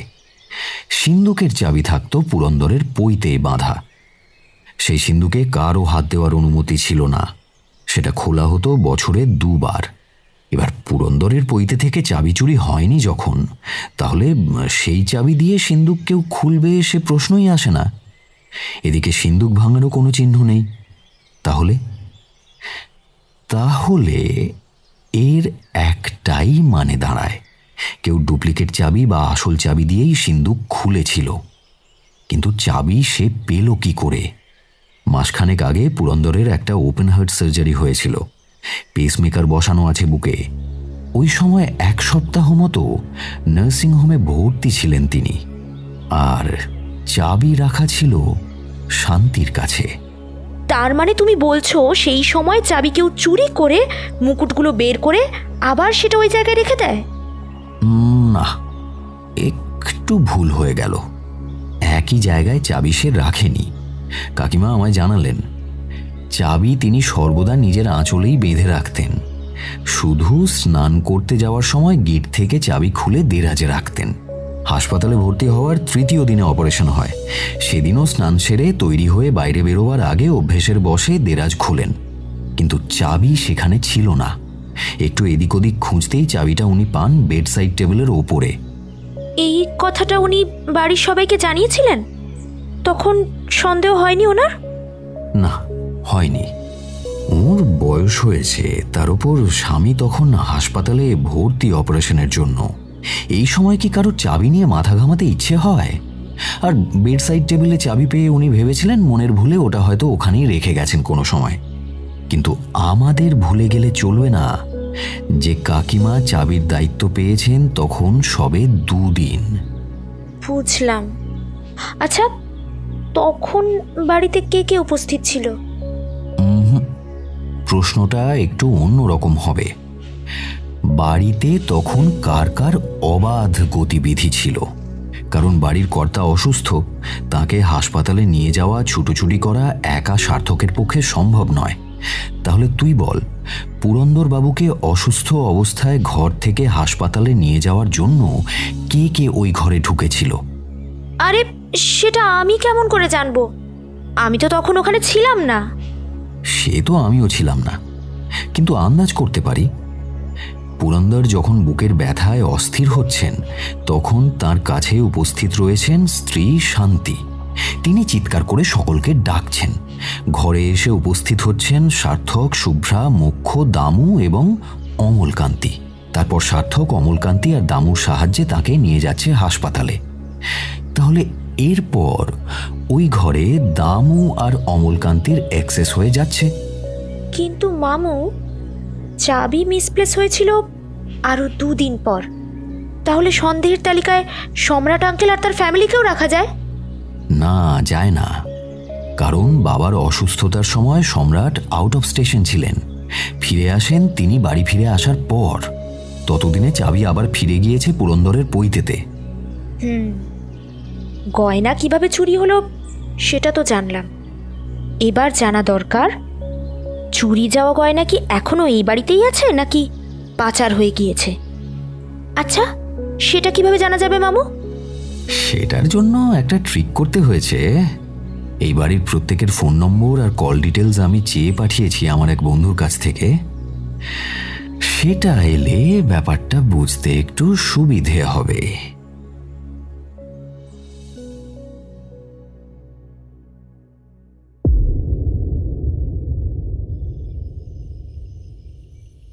অন্ধকার রাত, কাটা নখের মতো এক ফালি চাঁদ আকাশের গায়ে আটকে আছে। যদিও এক টুকরো মেঘ এসে বারবার তার সাথে লুকোচুরি খেলছে। মন্দিরের পিছনে একটা কামিনী গাছের ঝোপের আড়ালে গা ঢাকা দিয়ে বসে আছে তিতির আর নীলাব্জ। আজ বিকেলে নীলাব্জর লালবাজারের আইটি ডিপার্টমেন্টে থাকা বন্ধু সবকটা নাম্বারের কল লিস্ট তাকে পাঠিয়েছেন। তিতির দুপুরে খাওয়া দাওয়ার পর মামুর পাশে বসে সেই লিস্টের নাম আর নাম্বারগুলো দেখছিল। সন্দেহজনক কিছু নাম্বার মামু লালকালিতে মার্ক করে রাখছিল, পরে তাদের ফোন করবে বলে। কিন্তু তিতির বেশিক্ষণ জেগে বসে থাকতে পারেনি। কড়া অ্যান্টিবায়োটিকের প্রভাব তার শরীরে এখনও লেগে রয়েছে। বেশিক্ষণ তাই সে চোখ খুলে থাকতে পারে না। ঘুমে চোখ বুজে আসছিল দেখে একবার বাথরুমে গিয়ে চোখে মুখে জল দিয়ে এসেছে, কিন্তু মিনিট 5 যেতে না যেতেই সেই এক অবস্থা। শেষে মামুর কথা একটু বিশ্রাম নেওয়ার জন্য চোখ বুজে শুয়ে পড়ল তিতির। ঘুমের মধ্যেই ও ভাষা ভাষা শুনেছিল মামু কার সাথে যেন ফোনে কথা বলছে। কথাগুলো যেন হাওয়ায় উড়ে এসে তার কানে প্রবেশ করছিল, কিন্তু মস্তিষ্কের ভিতরে প্রবেশ করতে পারেনি। তিতির অনেকবার জিজ্ঞেস করেছে মামু কার সাথে কথা বলছিল, কিন্তু মামু যেন মৌন ব্রত পালন করছে।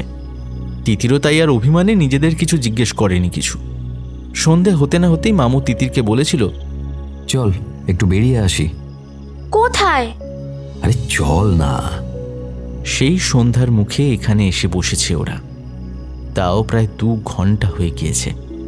মশা কামড়ে শরীরের ঢাকা আঢাকা সব জায়গা ফুলিয়ে দিয়েছে। এখানে আস্তে আস্তে মামু ওকে একটা অদ্ভুত তথ্য দিয়েছে। পিয়াল নাকি 7 দিন আগে তার মায়ের সাথে এদেশে আসেনি, এসেছে প্রায় মাস 3 আগেই। সার্থক মামু তো এই কথাটা আমাদের আগে বলেনি। সার্থকই বলল আজ, কোনোভাবে মিস করে গিয়েছিল হয়তো। ওরা যখন ঘর ছেড়ে বেরিয়ে আসছিল তখন পুরন্দরের ঘর থেকে উত্তেজিত কিছু বাক্যালাপ শুনতে পেয়েছিল ওরা।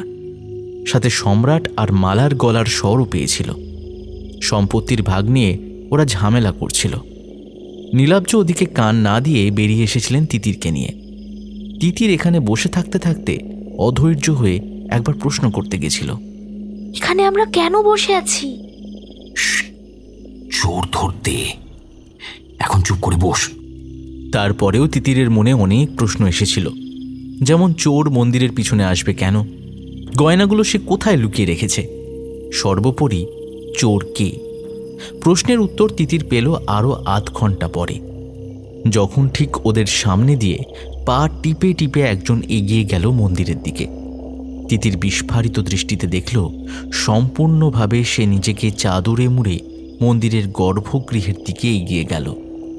এক ফুঁয়ে নিভিয়ে দিল বড় প্রদীপটা। নিকষ অন্ধকারে ডুবে গেল মন্দির প্রাঙ্গণ। চোর তো এসে গেছে, এবার চলো। কামিনী গাছের ঝোপ ছেড়ে নিস্তব্ধ পায়ে মন্দিরের দিকে এগিয়ে যেতে লাগলো নীলাব্জ তিতির। মন্দিরের একেবারে পিছনের দিকে থাকায় গর্ভগৃহ থেকে ভেসে আসা খুটখাট শব্দ ওদের কানে ভেসে এলো ঠিকই। এই দিকটা খুব অন্ধকার।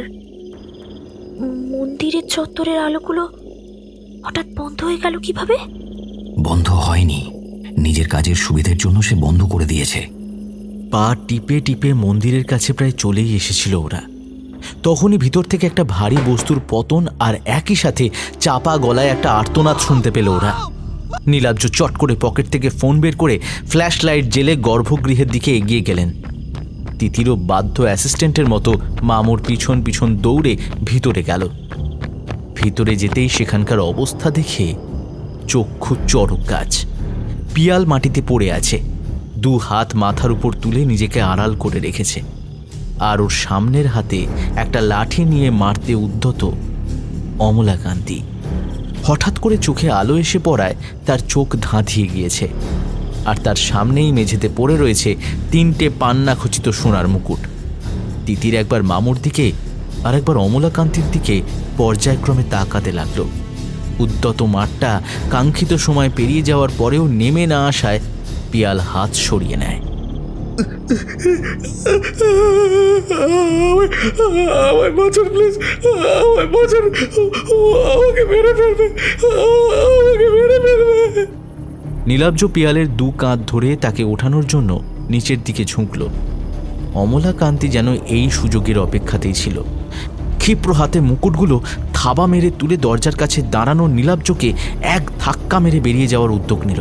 আচমকা আক্রমণে নীলাব্জ ব্যালেন্স হারিয়ে টাল খেয়ে গেলে সেই সুযোগে অমলাকান্তি পালিয়ে যেতে চায়, কিন্তু লক্ষ্য করেনি, ওর অভিপ্রায় আন্দাজ করেই তিতির কখন যেন ধীরে ধীরে দরজার আড়ালে অন্ধকারে নিজেকে মিশিয়ে দিয়ে দাঁড়িয়েছিল।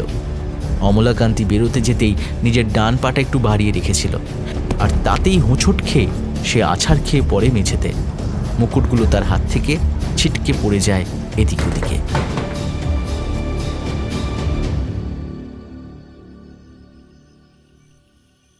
মন্দিরের চাতালে জড়ো হয়েছে নন্দী পরিবারের সকলেই বিস্ময়াভূত দৃষ্টিতে দেখছে মাথা নিচু করে থাকা অমলাকান্তিকে। মাকে দেখতে পেয়েই পিয়াল আশ্রয় নিয়েছে তার কোলে। পুরন্দর ঘৃণা ভরে তাকিয়ে আছেন অমলাকান্তির দিকে। বিশ্বাসঘাতক, আস্তিনের সাপ! তোর মায়ের দুর্দশা থেকে তোকে আমি গ্রাম থেকে এখানে এনে থাকতে দিলাম, পড়াশোনার ভার নিলাম, তোর মায়ের চিকিৎসার ভার নিলাম, আর তুই কিনা আমার এই কুলদেবতার মুকুট চুরি করলি? লজ্জা করলো না? তোর মাকে আমি সব বলবো। তার আর প্রয়োজন হবে না পুরন্দরবাবু। মাসখানেক আগেই ওর মা স্মৃতিদেবী এক প্রকার বিনা চিকিৎসায় মারা গেছেন। অমলকান্তি যখন সেখানে গিয়ে পৌঁছেছিল তখন প্রতিবেশীরা ওর মাকে শ্মশানে নিয়ে গেছে। এবার সকলের আরও একবার বিস্মিত হওয়ার পালা। তার মানে ও সকালে মিথ্যে নাটক করে বাড়ি থেকে চলে যাওয়ার প্ল্যান বানিয়েছিল। অ্যামেজিং। দেখুন, সব রহস্য কাহিনীরই শেষে তো একটা ক্লোজার থাকে, কিন্তু আমি তো কোনো গোয়েন্দা নই, গল্পও ঠিকঠাক গুছিয়ে বলতে পারি না। তো সবার সুবিধের জন্য একটা ক্লোজার দিচ্ছি। নীরেন্দ্রনাথ চক্রবর্তীর অমলকান্তি রোদ্দুর হতে চেয়েছিল, কিন্তু আমাদের অমলকান্তি চেয়েছিল ধনী হতে। তা অর্থবান হতে চাওয়া দোষের কিছু নয়, আমরা সকলেই সেটা চাই। পৃথিবীতে এমন মানুষ নেই যার টাকার প্রয়োজন নেই। সম্রাটবাবুর ব্যবসার জন্য টাকার প্রয়োজন, মালাদেবীর নিজের স্ট্যাটাস মেনটেনের জন্য টাকার প্রয়োজন, সার্থক আর শুভ্রার কলকাতায় সেটেল করার জন্য টাকার প্রয়োজন, শম্পার ছেলেকে অন্য দেশের গভর্নমেন্টের হাত থেকে বাঁচানোর জন্য টাকার প্রয়োজন, আবার পিয়ালের প্রয়োজন ড্রাগসের জন্য। তাছাড়া দামুর স্ত্রীর চিকিৎসার জন্যও টাকার প্রয়োজন, মুখ্যর মেয়ের বিয়ের জন্য টাকার প্রয়োজন, আর অমলকান্তির স্বপ্নের জীবনের জন্য প্রয়োজন টাকার। কথা শেষ করে নীলাব্জ উপস্থিত সকলের মুখের দিকে একবার চোখ বুলিয়ে নিলেন। সকলের মুখেই ভিন্ন ভিন্ন অভিব্যক্তি খেলা করছে। পিয়াল তৎপর হয়ে কিছু একটা বলার চেষ্টা করল, কিন্তু শম্পা তাকে থামিয়ে দিলেন। শুধু অমলাকান্তি হো হো করে হেসে উঠল। তারপর মামু তিতিরকে যেমন করে চাবি চুরির ব্যাখ্যা দিয়েছিলেন তেমন করে বাকিদেরও বুঝিয়ে দিলেন। কিন্তু তুই কি করে বুঝলি গয়নাগুলো মন্দিরে রাখা আছে? আমি আর কেমন করে জানবো? আমায় তো বলেছে অমলকান্তি। না, মানে বলেছে বলাটা ভুল, চোখে আঙুল দিয়ে দেখিয়ে দিয়েছে। অমলাকান্তি চমকে নীলাব্জর দিকে তাকালো। আহা, অত চমকানোর কিছু হয়নি। গত 1 মাসে তোমার ভক্তি যেমন করে বেড়েছে, বিশেষ করে মন্দিরে আসার পরিমাণ যে হারে বেড়েছিল, তাতে যে কোনো মানুষের সন্দেহ হওয়াই স্বাভাবিক। তুমি খাওয়ার সময়টুকু বাদ দিয়ে বাকি দিনটা মন্দিরে পড়ে রয়েছ। এদিকে তোমার ঘরে কোনো ঠাকুরের ফটো দূরে থাক, একটা ঠাকুরের ছবি দেওয়া ক্যালেন্ডার অবধি নেই। সন্দেহ তো হবেই ভাই। ইনফ্যাক্ট আমি যখন তোমার সাথে কথা বলতে তোমার ঘরে গিয়েছিলাম, তখনও তুমি মন্দিরে আসার জন্যই ছটফট করছিলে। তাছাড়া আমি অমলকান্তির কল লিস্ট চেক করেও দেখেছি, গত 1 সপ্তাহ ধরে ওর গ্রামের স্থানীয় ব্যাংকের ম্যানেজারের সাথে বেশ কয়েকবার দীর্ঘক্ষণ কথা হয়েছে।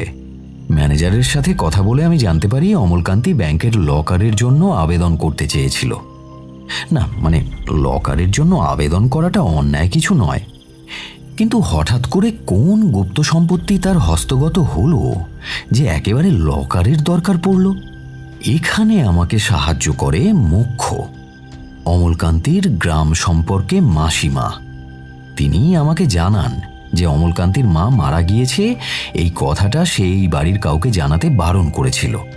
বদলে মোক্ষর মেয়ের বিয়ের দায়িত্ব নেবে অমলকান্তি। কি ঠিক বলছি তো মোক্ষ? মোক্ষর মাথা নিচু হয়ে গেল।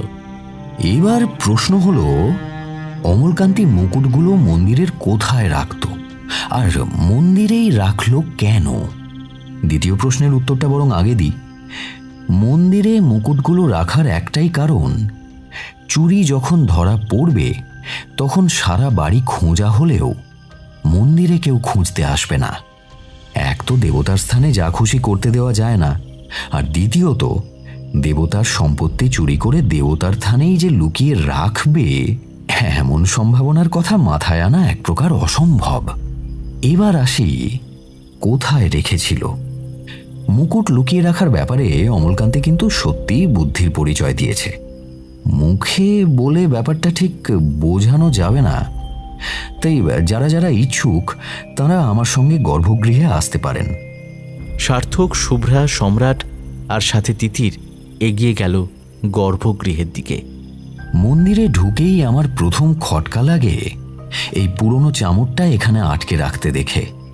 ওদিকে পুজোর বাসনের মধ্যে একটা সুন্দর নতুন চামর থাকতে এই পুরনো চামরটা এখানে রাখার কোনো মানে হয় না।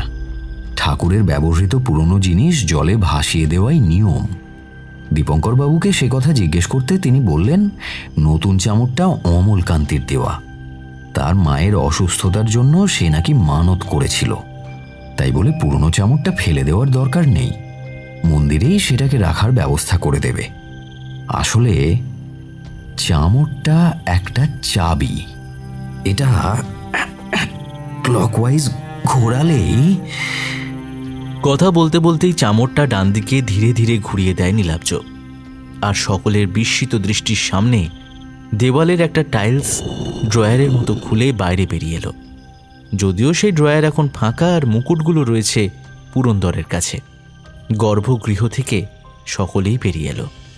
অমলকান্তি মন্দিরে কেন এসেছিল সেটা তো বুঝলাম, কিন্তু এত গয়না থাকতে মুকুটগুলোই কেন চুরি করলো?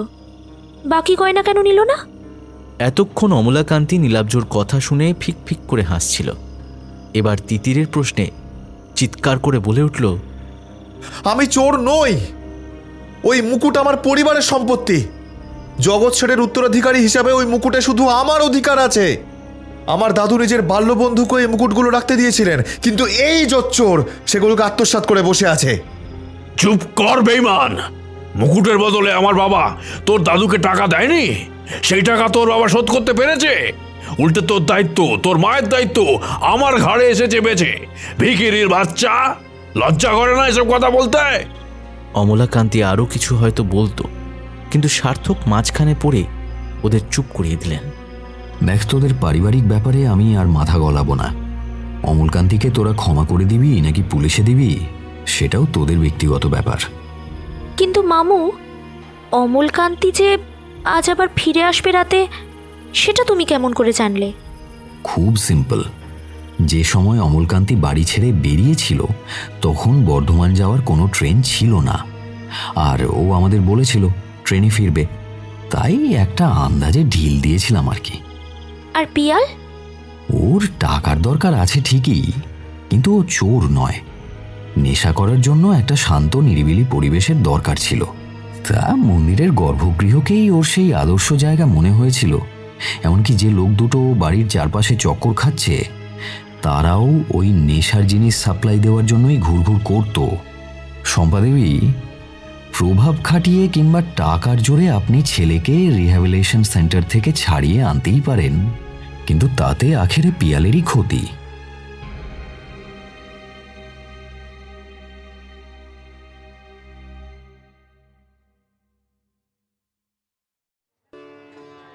আজ রথ। ঘুম থেকে উঠেই তিতির টের পেল সারা বাড়ি সরগরম। আলস্য ত্যাগ করে তিতির বিছানা ছেড়ে তাড়াতাড়ি ফ্রেশ হয়ে মন্দিরে চলে এলো। পুজোর বিরাট তোড়জোড় চলছে। সার্থক মামু ছোটাছুটি করছেন। বিকেলে রথ বেরোবে, একপাশে সেটাকে সাজানো হচ্ছে। তিতির মুগ্ধ চোখে তাকিয়ে রয়েছে সেদিকে। অন্যান্য ভক্তদের সাথে পিয়ালকেও দেখতে পেল রথ সাজাতে। অমলাকান্তিকে কোথাও দেখা গেল না। পুরন্দর তার ব্যাপারে কোনো সিদ্ধান্ত নেননি এখনো। রথ হয়ে গেলে পারিবারিক আলোচনার মাধ্যমে সবটা স্থির করা হবে। যদিও অমলাকান্তির এই ব্যাপারে বিন্দুমাত্র আফসোস নেই। আরতি হচ্ছে। পুরনো চামড় দিয়েই আরতি করছেন দীপঙ্কর। আকাশে ঝকঝকে রোদ উঠেছে। রথযাত্রার পরেই রওনা দেবে ওরা। বাড়ি ফেরার কথা ভাবতেই তিতিরের মন খারাপ হয়ে গেল। নীলাব্জ ওর মনের ভাব বুঝে বললেন, মন খারাপ করিস না রে পাগলি, মন খারাপ করিস না। আমি আবার খুব তাড়াতাড়ি আসবো।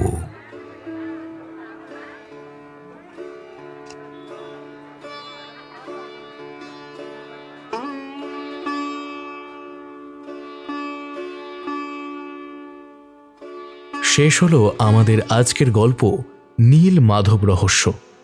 আজকের গল্পের গল্প পাঠে সুমন, মামুর ভূমিকায় সায়নদীপ, তিতির ও শান্তির ভূমিকায় প্রদীপ্তা, পুরন্দর পার্থ, সার্থক দেবাঞ্জন, অমলকান্তি স্নেহাত্রী, শম্পা এবং শুভ্রার ভূমিকায় দিতিপ্রিয়া, তিতির মা ও সহেলির ভূমিকায় বর্ণালী, সম্রাট হ্যাপি, মালা ও রতন চাঁদের স্ত্রীর ভূমিকায় বর্ষা, তিতির বাবা দীপম, দীপঙ্করের ভূমিকায় শুভঙ্কর, ডিরেকশন এবং সাউন্ডস্কেপ বিপুল, স্ক্রিপ্ট আসঞ্জন ব্রহ্মচারী, পোস্টার ডিজাইন রৌনক মণ্ডল, পিয়াল এবং গল্পের সূত্রধারের ভূমিকায় আমি সৌমিক। ফিরে আসব আরও একটি অভিনব গল্প নিয়ে, তাই কান রাখুন শুধু গল্পের জন্য ইউটিউব চ্যানেলে। ধন্যবাদ। শুভরাত্রি।